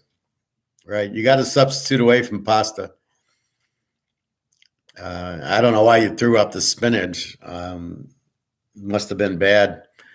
I know my red and yellow peppers, when they get kind of wet, like I got them in a container, sometimes I don't seal the top, and then I stick my hand to cook them, and it's a little wet. I just throw them out. I don't fuck around with them. I need to go buy broccoli as we talk. I did cook some chicken last night. It's funny. Show, and then I'm hungry, and then I eat, and then I go to the pool, and I'm home at 9:00, and I don't want to eat then, so then I cook my chicken. So I'll have some chicken for dinner when I'm done with this. But anyway, everything's the same. You're substituting for higher costs or crap, and the substitute, you need a substitute. That's the problem with monopolies. There's no substitute. But in a competitive country or competitive economic, we need the competition so we can substitute. It's as simple as that. As long as we can compete and substitute, we're fine. It's when JP Morgan says, no, we're going to do a monopoly and every country has to buy dollars. Who's the idiot that put that in place? This fucking lawyer who's a communist, right? He writes it up, and that's what he did. And he's trying to, like, look what I did. I did this Briggs thing, the petrodollar, and it's like, yeah, you're killing it. You're killing us. It's finally caught up to you because you should never have done that. You should have left competition in, and you never should have tied everything to that, because it's going to piss people off, and that's exactly what it's done. And you had to threaten them by war to go on the gold standard in 2011 or whatever. And now it's too late. You've already sanctioned Russia, and you won't go to war. So the real war is between U.S. and Russia. Ukraine is getting fucked because they're not fighting you. Guess what? Doesn't make sense, right? They're not. It's really Russia, U.S., not Russia, Ukraine. And then the U.S. would settle, but they don't want. They got to go with NATO, and they don't want Germany to get back. They want to keep Germany down after World War I and World War II, and the little guy with the mustache. So they end the war, and they don't know how, because it's a NATO thing and it's a German thing, and they won't allow Germany to get back. So it's all fucked. So the war keeps going, and Putin's ace is, okay, fuck you. I'll come out with gold. It'll ruin your dollar, which will ruin your economy. Game over. And that's what he's doing. And that's what he'll do soon. So once it goes back by gold, now you understand why China and Russia have all this gold. It's the substitute away from this, right? You're gonna say, fuck this, we don't want it, and we've already been sanctioned, so we're gonna use our gold to buy things because we can't buy dollars. So how do we buy, like, Saudi oil? We can't buy it because they need dollars, so we'll have to work around it. We're gonna give you gold for it. Russia doesn't need the oil, but China does. So China's like, fuck it, yeah, we'll give you some gold for the oil. Meanwhile, we're coming out with this new dollar that's going to be backed by gold, which will get us substitute this away so the Swiss don't have to buy this to buy British pounds. And that's really what's happening in there. And again, it all comes back to Austrian economics. It all comes back to competition and substitution. And that is the whole world, right? You're with your girl, I'll substitute them. There's competition. There's plenty of other girls. And just find one that I like, and I'll substitute my girl for this girl. And she does the same, right? Well, he doesn't make any money. I'm going to substitute him out for some guy that makes more money. So they don't use the right reasons, but it's the same substitute, right?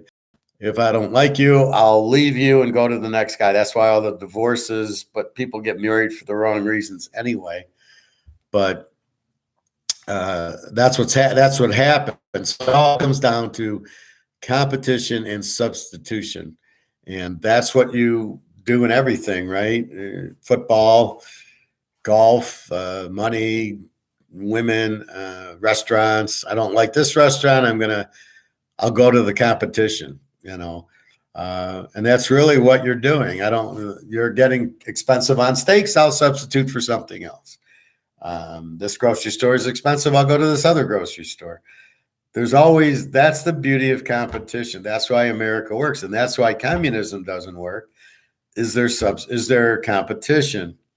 And can I substitute? And a lot of the problems that they have, like in Russia, there is no competition and there is no substitution. You're going to buy this meat and it's going to be $12 a pound. And that's it. You can't substitute. You can substitute the chicken, but if you want the meat, that's what it is. So that's the biggest problem. And really, so it's all very basic. It's all very simple. And it's same with football, same with baseball, same with anything. Look at the Bears. They traded Fields. What are they doing? They're substituting. We don't like Fields. We made a mistake. Again, another Ohio State quarterback that sucks. We took him. We traded him to Carolina. They already gave up on him after 2 years because he couldn't complete a pass. He couldn't read a blitz. What do you think he's going to do at Carolina? Do you think he's going to be any better there? You're going to have Fields there. You're going to have Lamar Jackson at Atlanta. New Orleans is going to get Derek Carr, and Tampa's going to have Trask, and I give the edge to the best defense there. Didn't you hear he got traded? Like yesterday, I read it. It's going to be you, Bobby. They're going with Bobby Bowe. They think you got the arm for it. They'll draft one, I guess. Nate Peterman? I mean, it doesn't matter. With Fields, they didn't have a quarterback.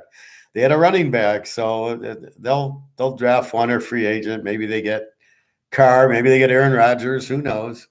But they'll pick up a quarterback. They didn't have one. So again, economics comes into play. They're substituting Fields for somebody else because Fields sucks.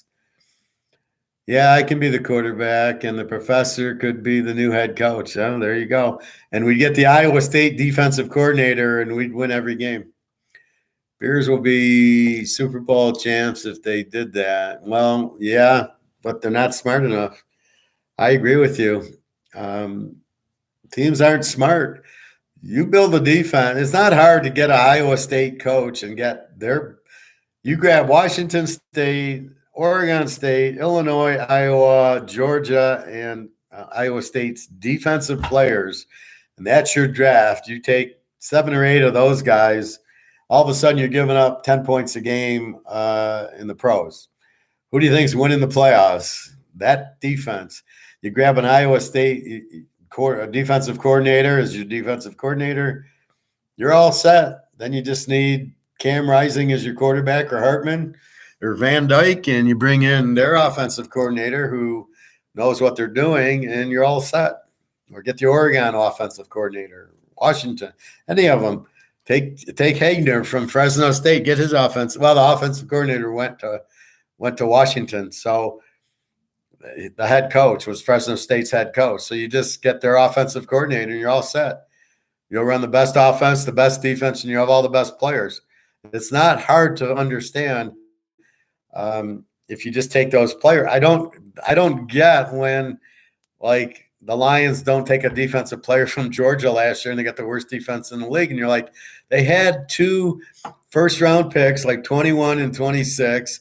The 2 Georgia players are there, and they trade up to get an Alabama wide receiver who is no big deal.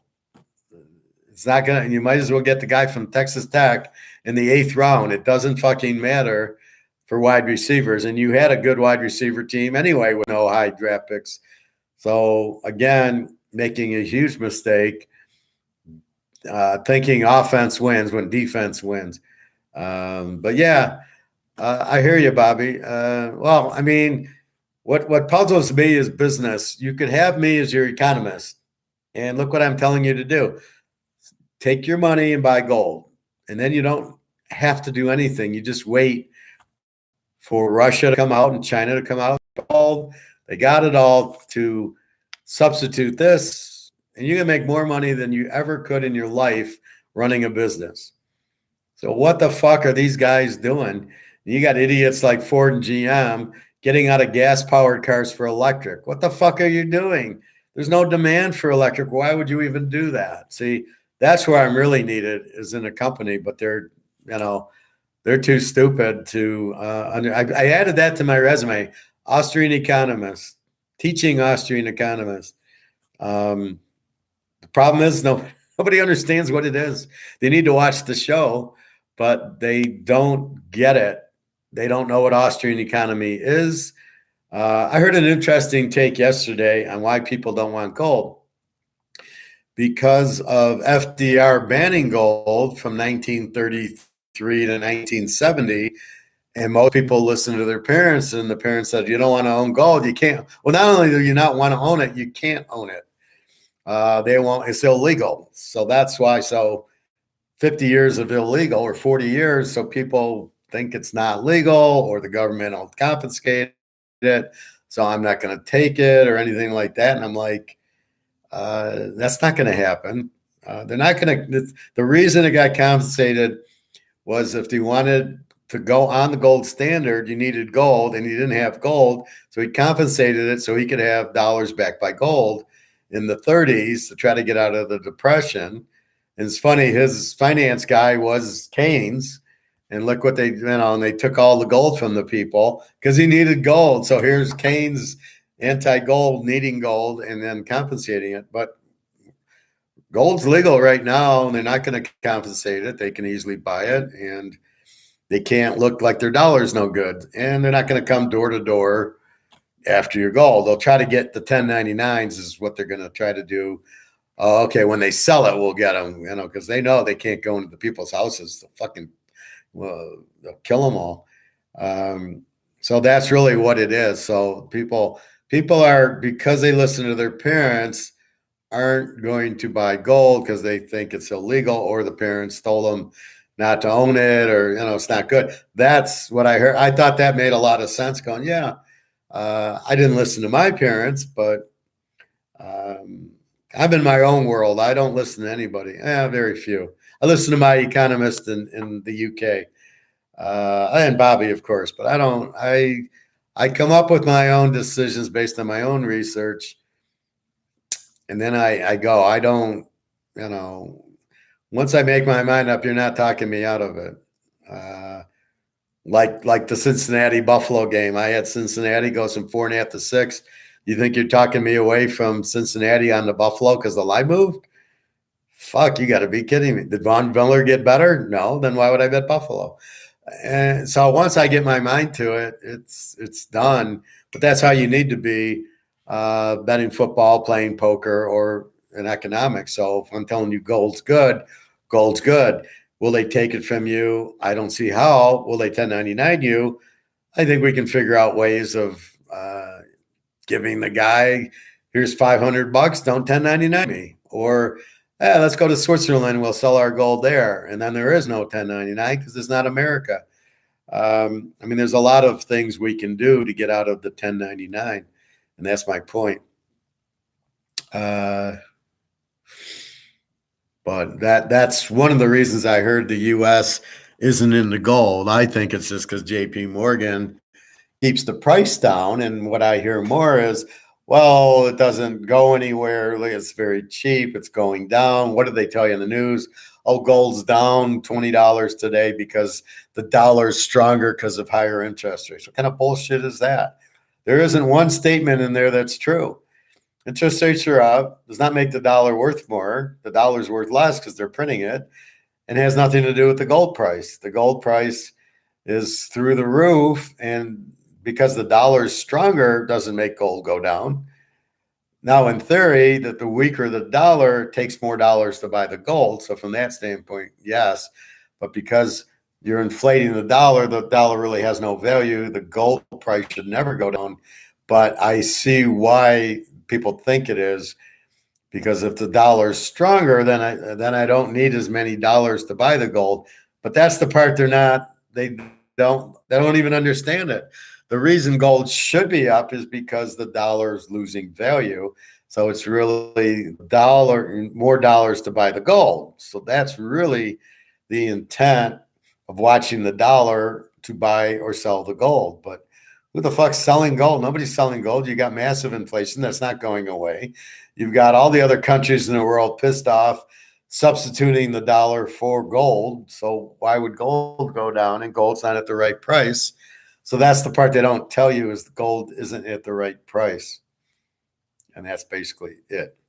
So because gold's really not 2,000, but 50,000, that might make sense, but you're really not, right now you're valued in dollars, but you're really not pricing it properly because you're pricing it with derivative bullshit, not with the real physical demand, which is making it not really what it appears to be. So the $2,000, if you go to 1980, nobody's selling gold at this price. So the theory works if gold's 50,000 an ounce, but not at 2,000, because 2,000 isn't the right cost in the first place. So if I raise interest rates, you're not affecting inflation. It's still there. The dollar's so weak that why would gold go down? So if you're buying that story, I got oceanfront property here in Detroit to sell you. So it just makes no sense, and that's really the point. So, but they'll tell you that, right? And you go, oh, okay, gold's going down. I don't want to buy it. Why should I buy it? Okay, what are you going to buy? Oh, I'll buy Bitcoin because I want to get out of the dollar. So I don't know if the Bitcoiners are that smart that they're trying to get out of the dollar, and they don't think gold's it, so they buy Bitcoin. And they think, well, I'm buying Bitcoin to get out of the dollar. Wouldn't you want to buy gold and silver? Wouldn't you want to get the cheapest asset in the world, silver, instead of going into Bitcoin? And that's really, that's what everybody misses with the Bitcoin people, is why is Bitcoin going up? It's people are getting out of the dollar. Okay, but why go into Bitcoin? Go into gold and silver. So really, you're just substituting your dollar for gold and silver.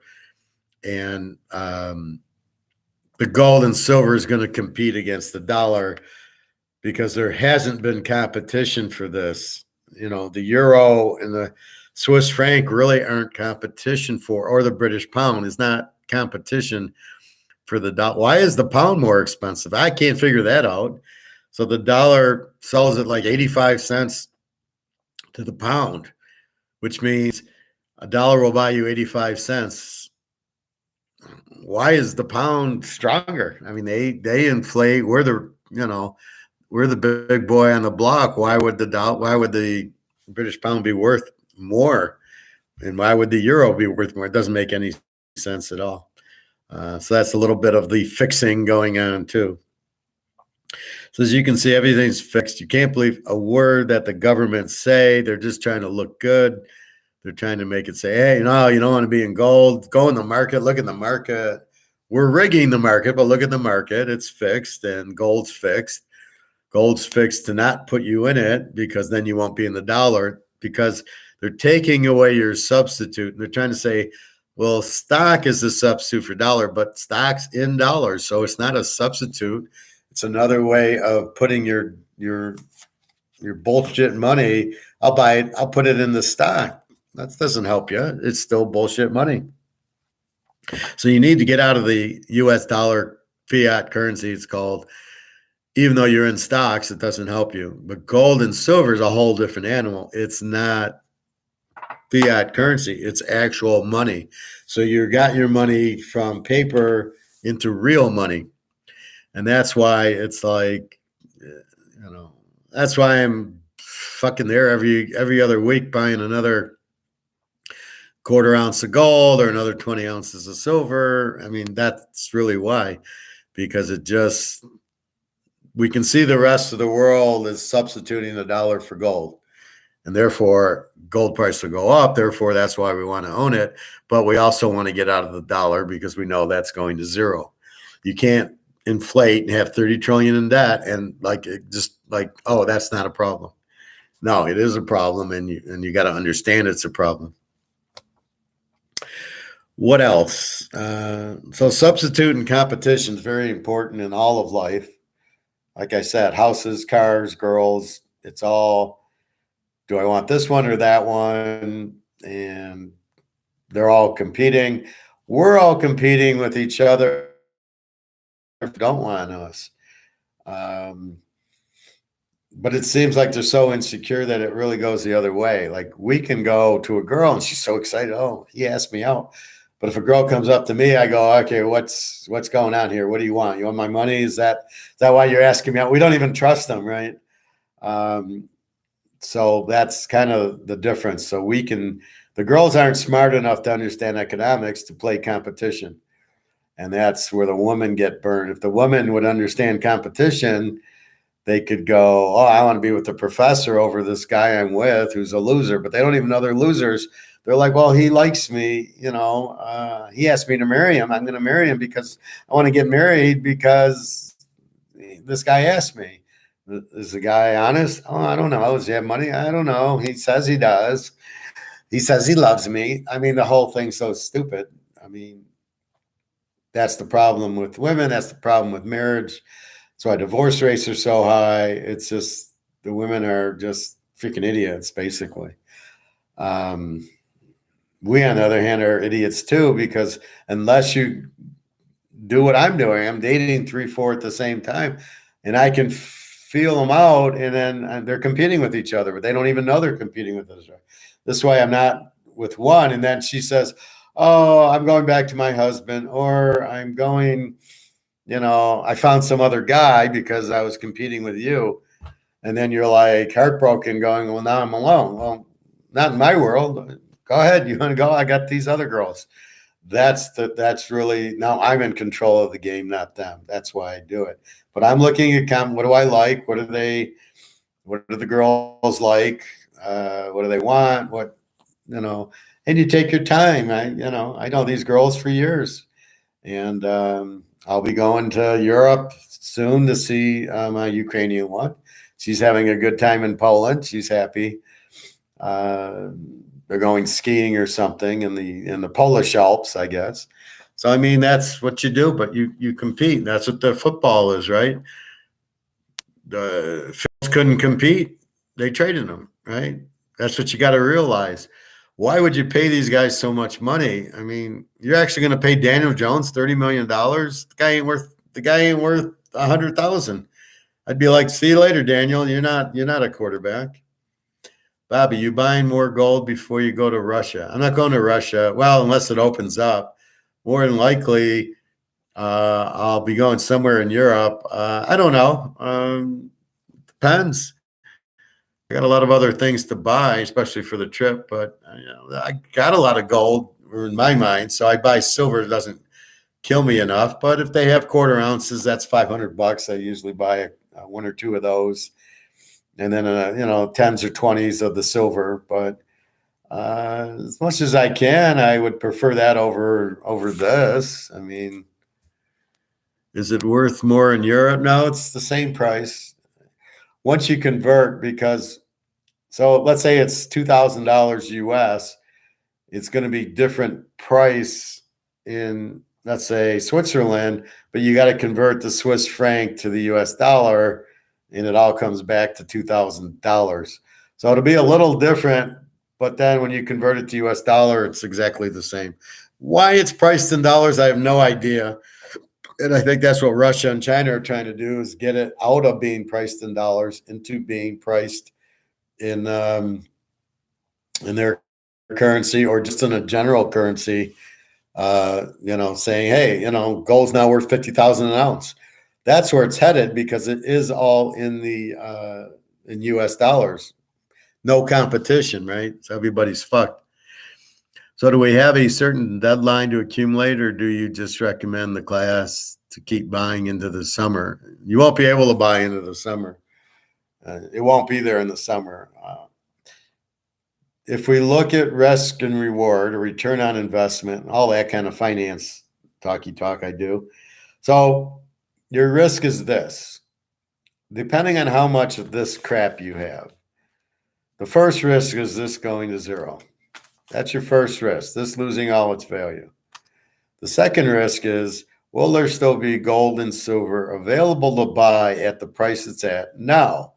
Gold, let's say 2,000, silver $25 an ounce. So will this go to zero first, or will these prices, so will silver stay at 25 an ounce, or will it go up to 500? Will there be silver to buy? There's not a lot of silver left. They're buying it hand over fist. The central banks, China, Russia, everybody with a brain is buying as much gold and silver, again, to compete with this. They can't use their currency, so they can use gold and silver to buy things. So they're buying as much as they can. How much is the supply? How much is left? That's the problem. So that's what you're fighting. That's why I'm telling you to buy, because pretty soon you're not going to be able to. Pretty soon you go to the store, there isn't any silver, or it ain't at 25 an ounce, it's 500. Now, so let's say 2 weeks from now, you go buy silver, it's 500 an ounce. What are you going to do? You're going to buy it? You can buy 10 ounces? What if they don't have it? You go to the store, they're all out. That's your problem of waiting. And if you can afford it now, is why I tell you to buy it now. Because we know what's coming. We know the competition's coming. We know they're going to gold and silver, and they're tired of this, and it's being inflated to zero. So we know this is going away because she's the fat lady in the room who nobody wants, right? So we know that's happening. We know it's losing value. We know inflation's not going anywhere. And we know all these other countries. This was a Russian summit in July, and 88 countries were there. And he's saying you're going to get sanctioned and the higher interest rates, and everybody's out, but it takes time to get out of it.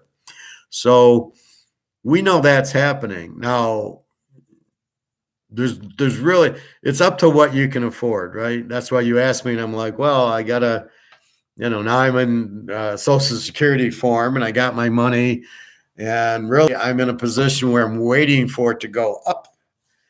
And then what I'll probably do is take 7 or 8 ounces of silver to buy more gold that way. So the odds are that I will keep buying my 10 and 20 ounces of silver, even if I have to use that to buy gold. But it depends how my money's going. So yes, I won some in football, and I'll get that money, and I'll probably buy a little bit. But then I got a trip to take my Ukrainian girl on, and I got to help her with food, and I got to help my Russian girlfriend. So I need some money for them, and I don't want to run out of money, because then I'll have to start spending my gold and silver. So I don't want to do that. So I want to get more, but I need money to make sure I can basically what I need over Social Security, and then I can go from there. So that's really what's happening. If I'm working, making my 100 grand, then of course I'm, 2-3 grand a month is buying gold and silver while I can still get it. But that's all I've been saying. You're buying it while you still can. That's the difference. Our Canadian club, that'll be there. I don't have to buy a case of it now. It's going to be there. Not at the price though, but but it's gonna, tennis shoes, they'll be there. Food, I don't know. I mean, they're trying to scare everybody into, food will be gone, but they might not use dollars to buy it, but if we have silver, we're going to be able to go to Kroger's and get food, or you're going to get your pig's ears and your pig's feet and your pig's balls, butcher, and the grasshoppers and all the other spiders, whatever else you eat. Toadstool, and I don't know. I watch the Munsters. I see what she cooks. So that's what you'll be. But what you're fighting now is the availability and the price. How long is it going to stay low, and how long are you going to be able to get it? Now we're in America, which helps because here these people are too stupid to buy it. If you're in India or Russia, you probably wouldn't be able to buy it, and not at these prices. I guarantee it. I'll ask my girl in Russia. I'll say, "Can you buy gold?" And we'll see your in. I don't think I could sell it there. So if I'm in Russia and I have a Cougaran, will they pay me? And then if they do pay me, it won't do me any good because I won't be able to get US dollars. I'll have to get rubles. So what am I going to do with the rubles? I mean, that's really the problem. That's why you need this dollar backed by gold, because then it's gold, and then I can keep the dollar and exchange it for gold. But even that's going to be hard. I mean, that's why the U.S. will have to come out with a dollar backed by gold to compete with the Russian and China dollar backed by gold. So we'll need to compete, and nobody's going to want us. They're all going to want the dollar. They're all going to want the dollar backed by gold. Nobody's going to want the U.S. dollar. Again, competition forcing the U.S. to come out with a dollar backed by gold. They have no choice, because if they don't, why would it goes to the point of who wants a non-gold when you can get gold, right? Who wants this dollar when I can get gold?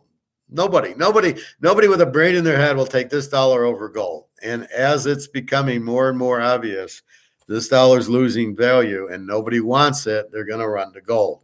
So I'm trying to tell you to buy it before this happens, and it's going to happen soon. Well, thank you, Bobby, and I appreciate that. And I want my class to be safe and protected and rich. That's why I do this.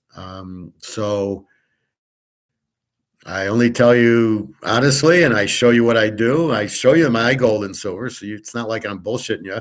I have no reason to say it. It's not like I sell any of it. So I don't own a store like these idiots on YouTube trying to get you to buy 50 ounces.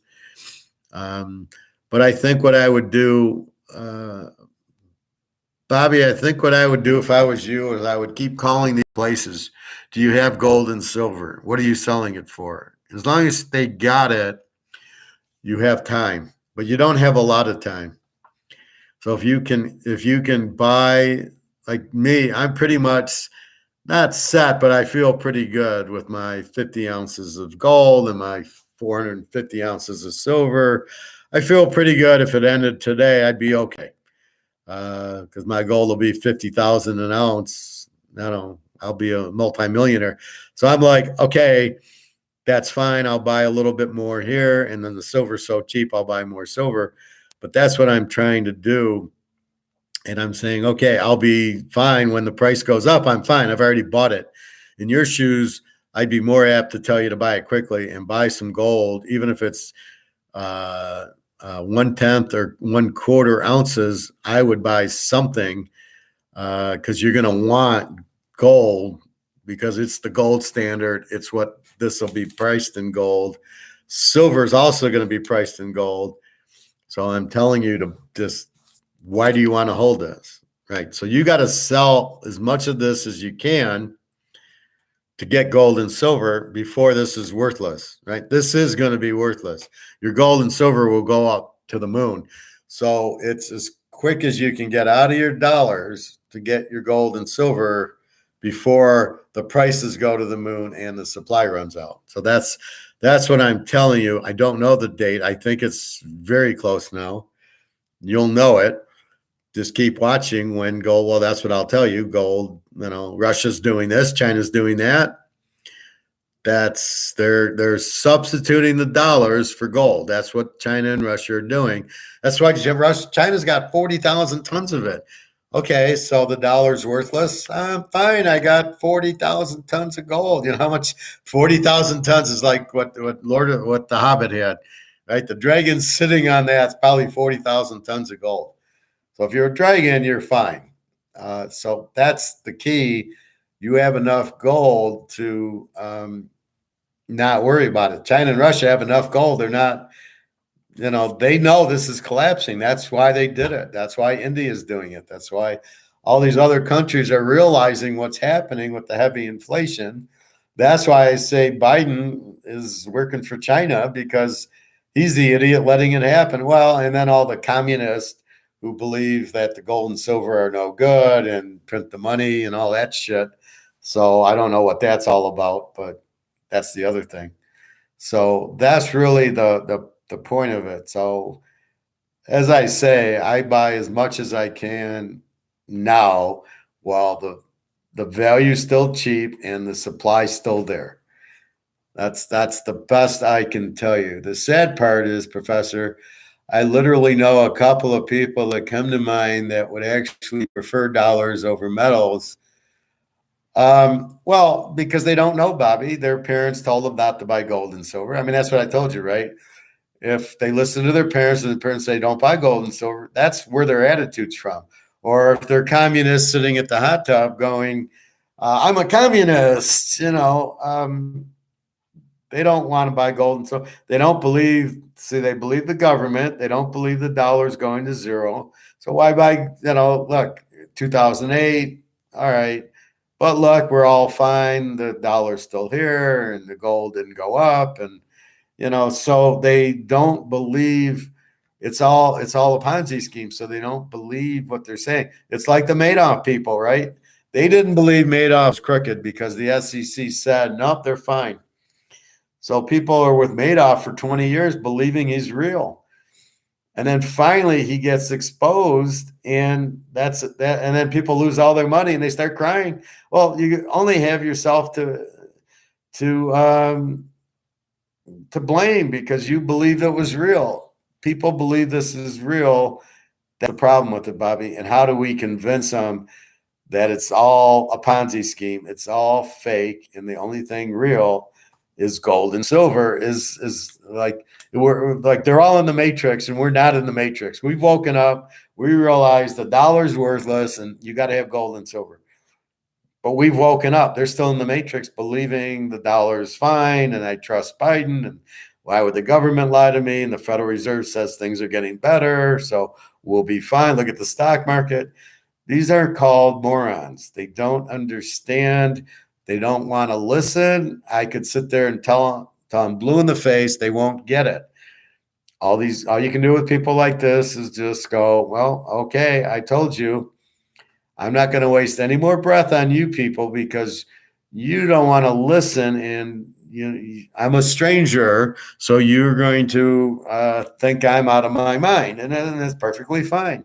You can think that, but where are you getting your stuff from? And that's the problem. They can't explain it. Well, Bitcoin's going to go up because Bitcoin's going to go up. Well, that's not a reason. Philadelphia is going to win because Philadelphia, because they play in Philadelphia. I mean, that's not a reason to bet them. So you have to have a reason to do everything, right? You have to have a reason why you like dollars.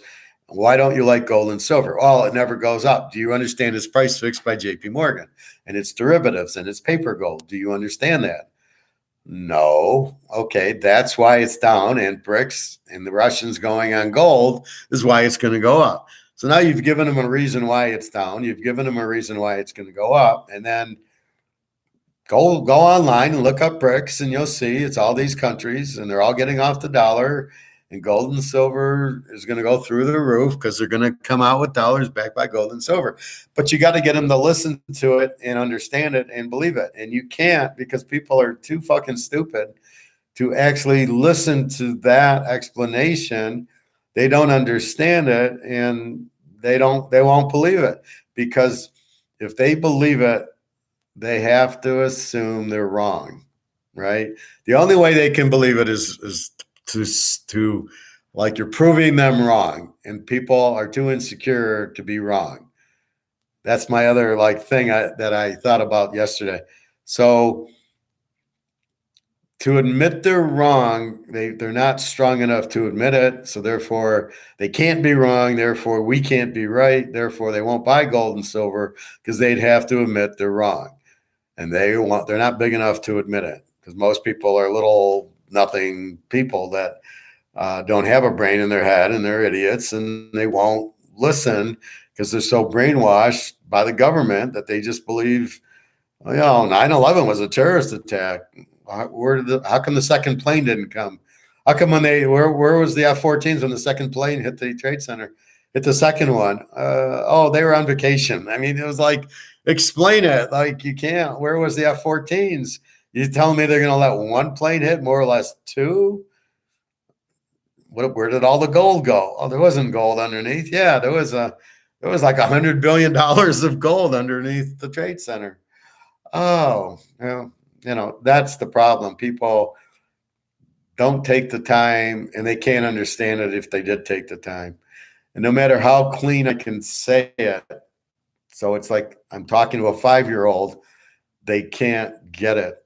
And that's why when I watch Margin Call, how stupid are these guys to not understand they're going to default on the mortgages, and you're selling mortgage-backed securities guaranteeing 9% without the thought of people are going to default, thinking that all the loans are good, knowing that they're not good loans, knowing the people never should have got the loans because they didn't have the credit. They weren't credit worthy, but they gave them the loans anyway. So if you knew that, then why did you make all these mortgage-backed securities? And then why are you surprised people are backing out of them? Like, you didn't know? This is fucking Wall Street and they don't know. So what's the average person who all they want to do is watch wrestling or the football game or soap operas or, movies, who are just fucking clueless, and they don't want to, they just want to have their beer and,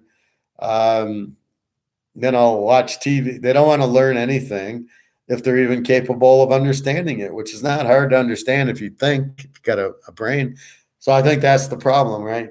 Admitting they're wrong is the first step and very hard step for people to do. And that's the problem. So when I talk to somebody, A, they don't trust that I know what I'm doing. And B, they don't want to admit they're wrong. Why should I buy gold? Oh, it doesn't move. Do you know why? No, I don't know why, and I don't care. All I know is it's 2,000 an ounce, and that's all I care about. Let's see what gold's at today. So as we're looking at it.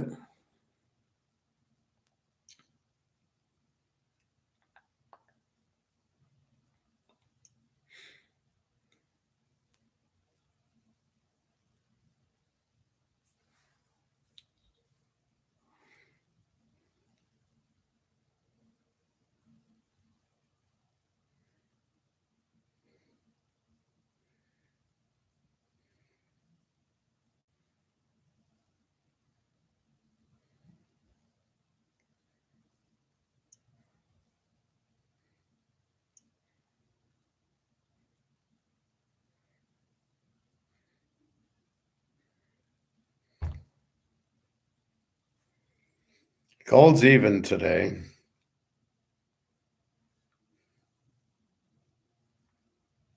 Gold's at 1855 even. Look at our 10 o'clock spike. I love it. So it went from 1866 at 9:45 to 1840.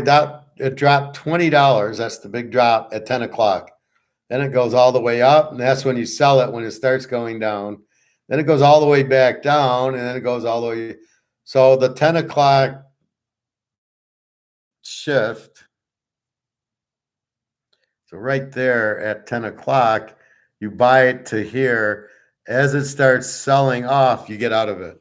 That's the key. You as it starts going up, you buy, and then you see it keep going and running and running. Then it starts turning, and that's when you get out. Because these are all algorithms, you're going to get fucked.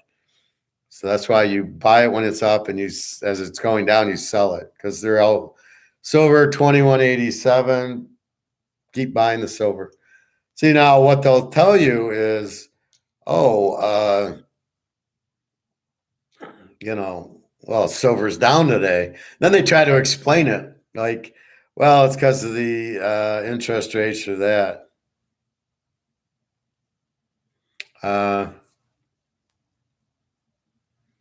Let's see, the Dow today.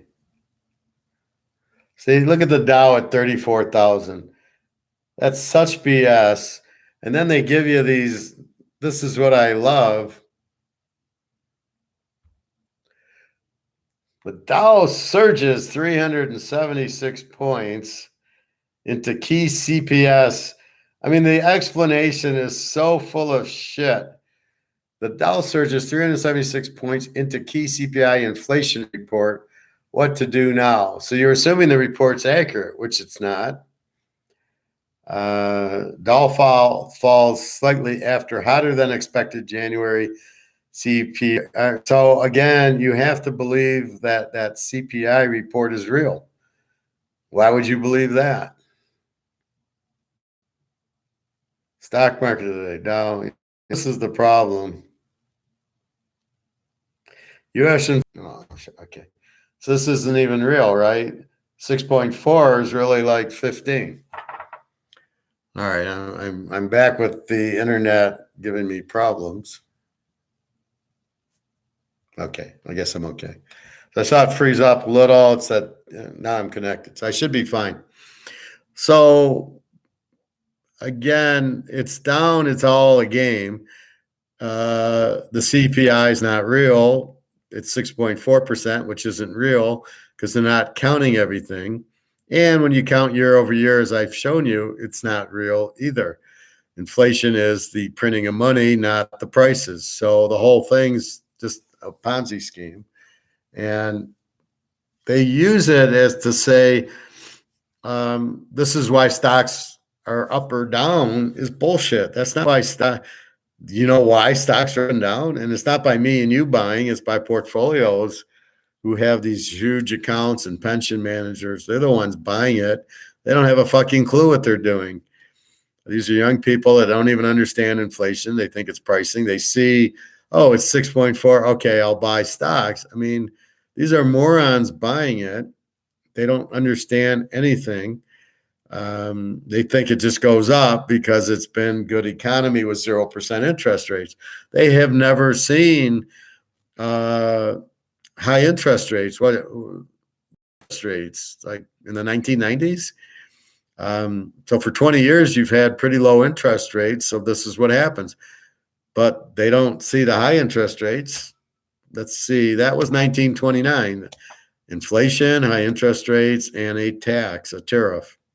Tariffs are taxes. So you had those things. That's why the 1920s were the roaring 20s. They had a lot of inflation. So the first part of the inflation is you get the money and you spend it. Second part of the inflation is, oh, wait a minute, we got to pay it back. Oh, prices went up. Oh, shit, profits are down. Oh, shit, we got a stock market crash. Yeah, it's the same. Whereas this is 1929, we'd be talking the same thing. Go buy gold. The difference is, now I don't know what FDR did. Did he knock on your door and say, "Give me your gold"? I mean, I doubt it. He's going to knock on everybody's house. How can that even happen? I don't know how, but I don't think everybody turned their gold in. I know I'm not turning my gold in. They'll try to get you on the spend side, but I'll try to be in Switzerland for that. Or wherever I got to go, we'll find out. I got friends in Romania.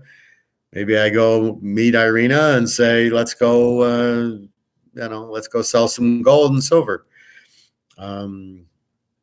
Or I go, well, I can't go to the Ukraine and Russia. Russia, I can't go to. The Ukraine, I don't know. Maybe we go to Poland to trade it in. I don't know. But hard to trade it. I'll have to see what she does because she's got the gold and silver I gave her. So if it goes through the roof, she goes in the Ukraine and sells it, then I'll be giving her more. I'll be meeting her in Amsterdam saying, here, let's go buy some more. But we'll figure it out when it comes. But I'm not worried about them actually taking it. They got to find it in my Cool Whip containers in the freezer. So good luck with that. Anyway, that's what happens. So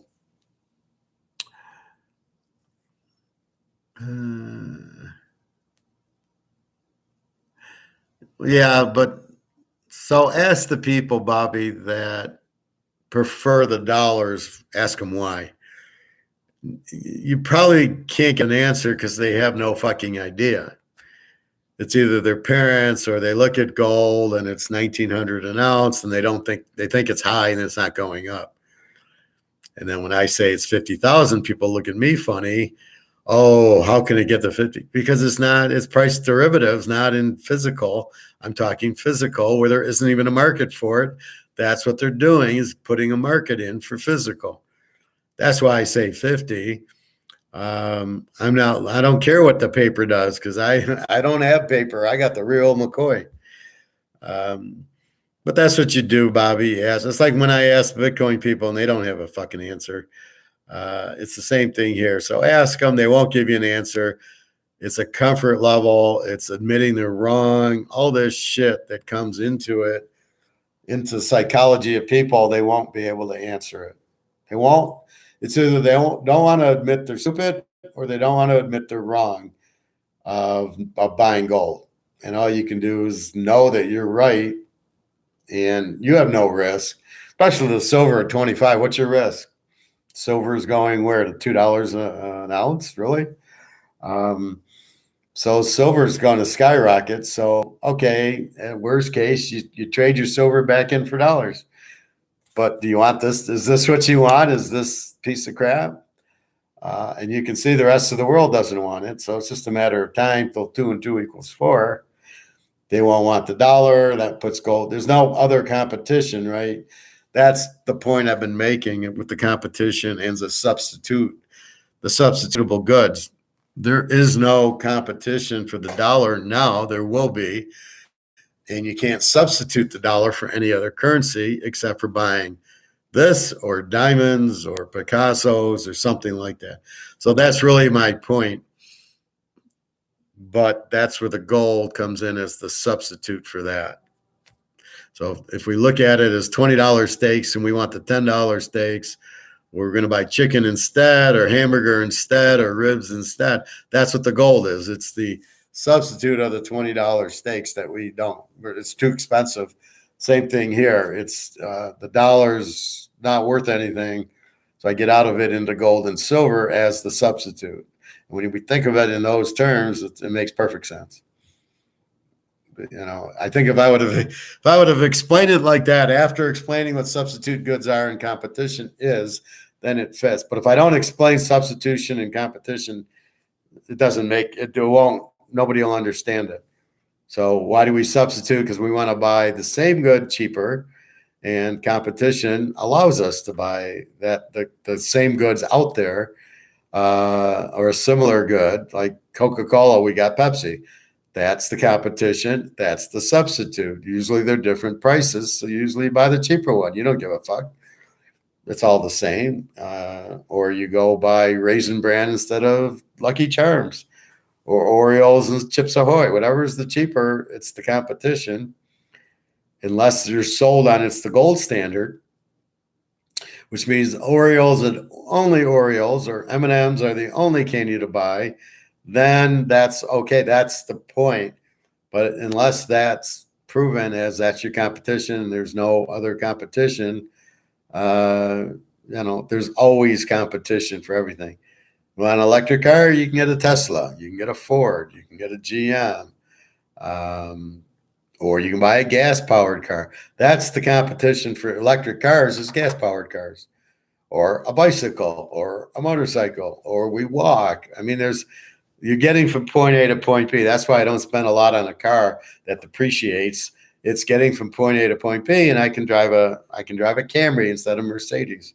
Sure, I'd love to get a Mercedes, but I'm not going to waste my money on a product that depreciates. I'd rather buy gold and silver and then go buy the Mercedes. So it's a lot of that. What we're looking at. Yeah, we got that afternoon sun. Anyway, so that is what we're talking. So we talked football and we talked dollar and economics and what's going on. A little bit about, it's mostly all competition and substitution. That's all of life. That's dating, that's cooking, that's going to the grocery store, that's clothes. As I've mentioned before, I can buy the polo For $100, I can get the what's the surf one? I can buy the other brand for $20. Pretty much the same shirt, Nautica. So I can get the Nautica for $20 on sale or pay $100 for the polo. What am I going to buy? Why would I buy the polo?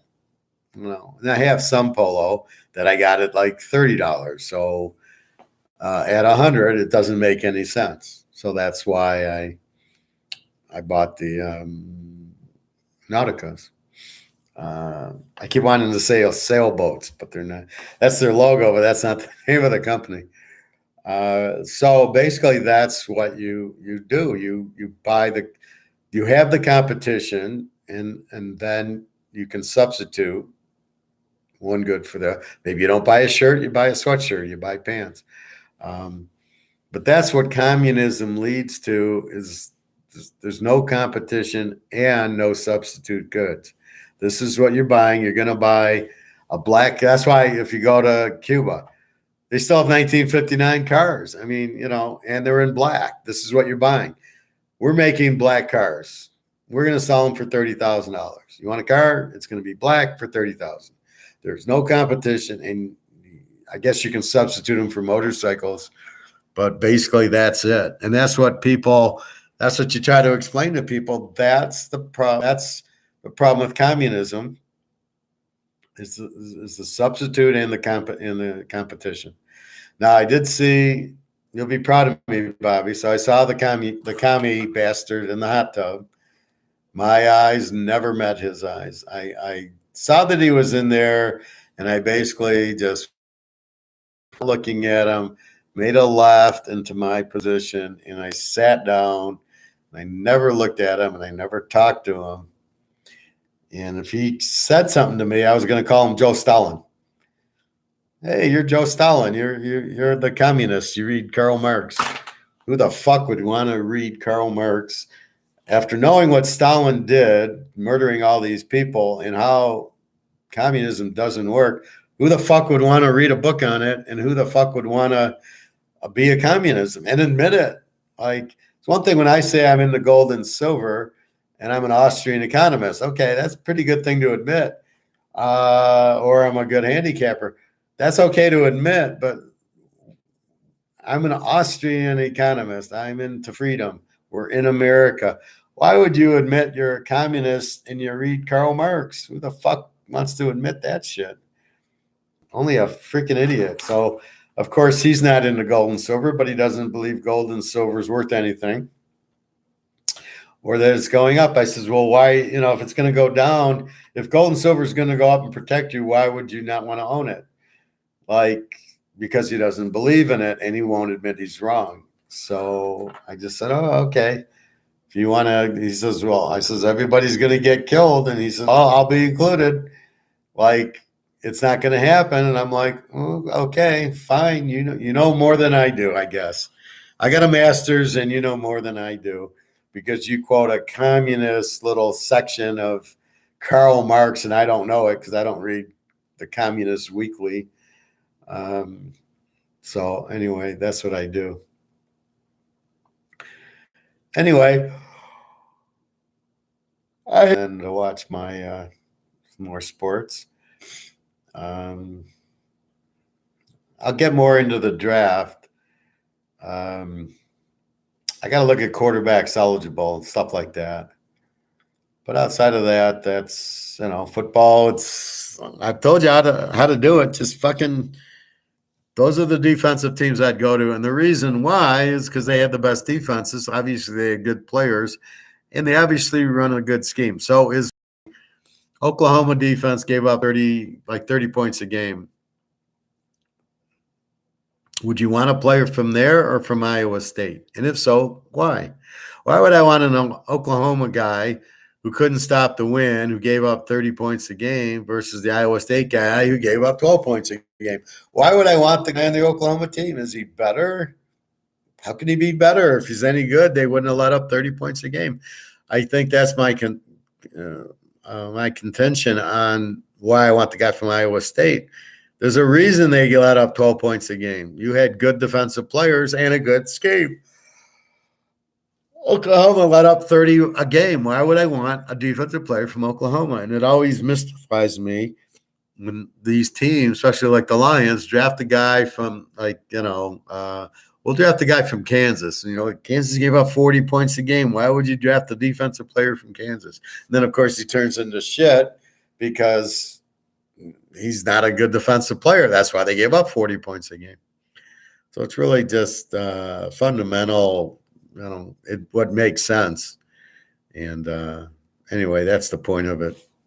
So with that said, I think that's about it. I'm getting a little tired. I want to eat my chicken. And that's about it. I think I need to get a little bit of grocery shop. I keep going to the grocery store for like $25. I'll get a couple of dark chocolates and some veggies, and then I'll pick up a chicken. And it's I keep doing $20 shops every other day.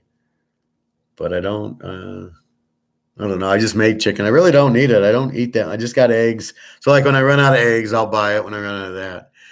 Which chicken, General? Oh, that was Chinese. No, I had chicken breasts from the grocery store. I had 4 of them, and I seasoned them up, French dressing and olive oil, and then my salt, pepper, and I like the basil. And I broiled it last night, nice and long, so it tastes really good. So I had a tiny piece just to taste it last night. And I cooked the red, yellow peppers and some mushrooms, but I'm out of it. So I got to go get some more mushrooms and more broccoli and onions. So that's what I run it. So I'll run out of them. Then I go get them, but I don't want to buy them too early because I got some red and yellow peppers that have been sitting there for a week because I had the other peppers. And then I didn't eat them as much because I got Chinese and I got barbecue. So that's what ends up happening is that. So anyway. So you put French dressing on the chicken. I will put it in a cup. I'll show you. So I mix it in.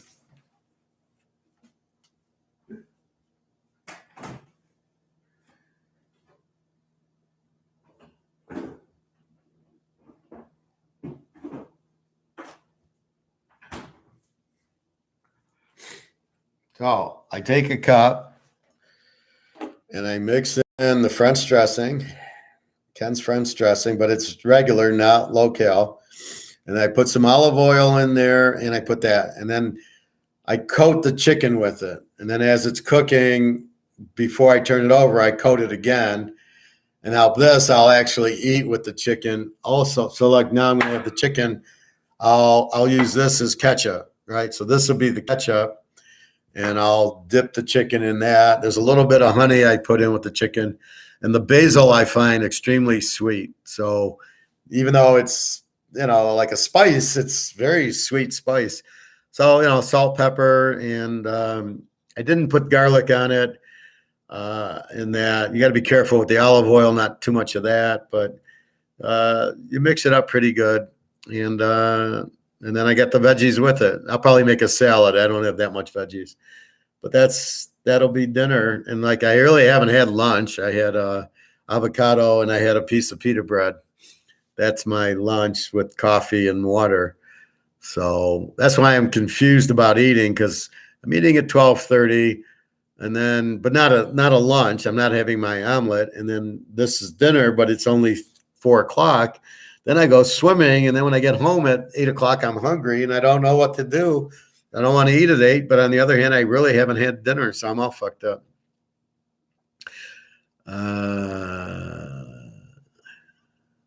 LMA, laugh my ass? No, is that try it, laugh out? No, laugh out loud. Oh, thanks for the input. Oh, yeah, no problem, Bobby. We share around here. Again, I'm trying to help. So that's my personality that I finally realized. I always did that, but I never put it to personality. So when I say I'm an INFJ, that's what INFJs do. They want to help people and share the knowledge. And we have very good intuition. So we're pretty psychic.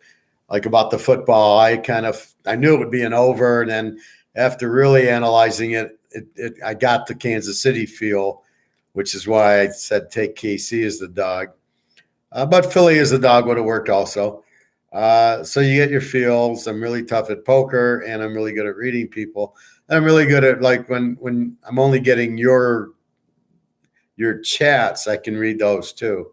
I can pretty much read when somebody's being mean or they're joking. I can do that. But as I told the communist, I said, I'm an L. What am I? I'm an INJ. I'm an INFJ. INFJ. I got to figure that out. And I says, don't fuck with me. I says, I can read you, and you don't want to piss me off, because if you piss me off, you're done. And that's exactly what he did with his communist comments and not listening to me about gold and silver. So I saw him in the hot tub yesterday. He wasn't even there. I'm not going to listen to him. I'm not going to talk to him. You had your chance. I don't fuck around. I don't want to hear your small talk, how you know Karl Marx. And, I'm a stranger, but you personally met Karl Marx? So you want to read Karl Marx, and I'm live in front of you, but I'm a stranger? See, it makes no sense. So how do you say that? So you don't know me, but if you read something from Biden, are you Biden's friend? No, he's a stranger to you too, isn't he? Or CNBC, those guys are strangers to you too. So why do you want to listen and believe what they're saying as if they're your friends? But when I try to say something, I'm a stranger, we can't listen to you. That's the part that doesn't make any sense. So if you come across that logic with me, I'm going to just tell you to go fuck yourself, and you're done. I'm not giving you a second chance, because the way you came at me, now, not everybody, but when you tell me you're a communist and I'm a stranger and you don't want to listen to me, that's it. You're done. I turn you right off. That's what I'm very good at. I don't mind a little small talk. If you would have been nice about it, I would have been okay. But now when you do that, I'm going to just say, forget it. And okay, goodbye. There's no point. What am I going to talk to you about? Communism? I don't want to have that conversation. I know it's terrible. I saw what Stalin did, killing 20 million people. And you want to be one of those? I don't want anything to do with you. I don't want to waste my time. I'd rather just sit there and think and sit in the hot tub about fixing my back than going and having a conversation with you about Karl Marx. What's the value in that conversation? So what's the point of having it? And if you think I'm a stranger and you don't want to listen to me about gold and silver, then I don't see where it's going, right? Where's the conversation going? Therefore, why should I have a conversation with you? So that's really my point with people like that. I don't want to have, I can read that it's bullshit, and I can read, I don't want to be friends with the communists, and I can read that this is just a waste of time. So I can shut you out and say, fine, go talk to somebody else. I got better things to do. And it doesn't bother me at all if you're my friend or not. I'm not trying to make friends, and I'm trying to help people, not make friends. So I'll talk to you about gold, but if you don't want to be, if we're not friends, it's not going to break my heart. I don't care, but I'll let you in, like Bobby and Nick and these guys. They're my friends. Not that I was looking for them as friends, but as we know each other, so we're friends. And that's the difference. So it's like, okay, now I know you, you're my friends. But that's the point of it. I'm not looking for friends. I don't need friends.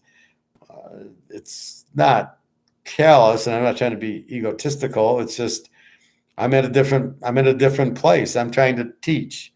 I'm trying to go up to you and going, buy gold and silver. It's going to protect you. It's going to save you. That's where I'm at. Not, oh, we can be friends and talk about cupcakes and chocolate milk. That's really the difference. But that's what I am. I know what I am. So with that, I'm going to go eat. Keep your eyes open. I'll come on every day for now. Mostly it was to talk football, and there was so much that I could talk college on Monday and pro on Tuesday, and then talk last week and then go into this week. But now with all the shit with gold and silver, I don't mind doing it every day as long as I have people interested. But I think the gold and silver and the economy is very important to talk about. So even if that's all I talk about, we'll do that, or cards or poker or whatever else. Anyway, so I will see you tomorrow, same time, 12:30ish.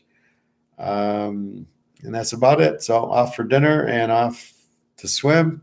Have a great day. Thank you for watching. www.teaserking.com, Bobby. We can never talk enough econ and money. Well, there you go, Bobby. So we'll be back talking that. You're welcome, Bobby. It's a pleasure. Happy to have you on board. If you need, go ask those questions to those people, Bobby, and then simply try to get answers, and then we can maybe solve the problem, right? Well, why don't you want gold and silver? What is it you're afraid of? It's mostly they don't want to admit they're wrong. It's hard for people to admit they're wrong, right? So therefore, that's probably the answer, but it'll be an indirect answer. You won't ever get that answer, but that's probably the answer of why they won't change. So ask them next time, just casually, what's your thoughts on gold and silver? They'll say, oh, I don't like it. I want money. Say, well, why? It's being, with all the inflation, don't you want to get out of the dollar? Which they won't know. They don't understand what inflation is. They think it's prices. And then you'll say, what about Russia and China coming out with the gold-backed currency? Isn't it going to compete with the dollar? And that's going to win over the dollar? And try to get answers to try to understand what is wrong with these people, that you can tell them today's Tuesday and they'll say, no, it's Wednesday. Or the sky's blue and they'll say, no, it's yellow. And you're like, how do I explain the sky's blue? Anyway, www.teaserking.com. You want to get my email. Football's all done. We'll do some basketball, I think, soon.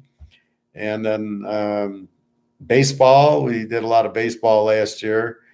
And then football. I'll do a draft video, run down all the players that can be drafted. All right, everybody. Have a wonderful day. Happy Tuesday. Happy Valentine's Day. I think it's today or tomorrow. I don't know.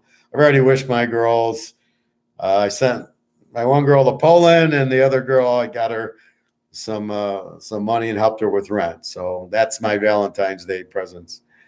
Now, one in Romania, I gave her 100, and she's bitching for more. And I go, I could give you 500. You want 1,000? She says, I want to buy something. I want to buy perfume. Well, if you don't have any money, then don't buy it. And I just sent you 100. Use that for perfume. So it's just amazing. Anyway, have a good day. www.teaserking.com. Time to eat lunch, dinner, whatever the fuck it is. All right, everybody. Have a good day. Thank you very much. Again, if you want, go to the site. You can email me if there's a question or comment on gold or the economy or Russia or anything like that. All right. Thank you very much.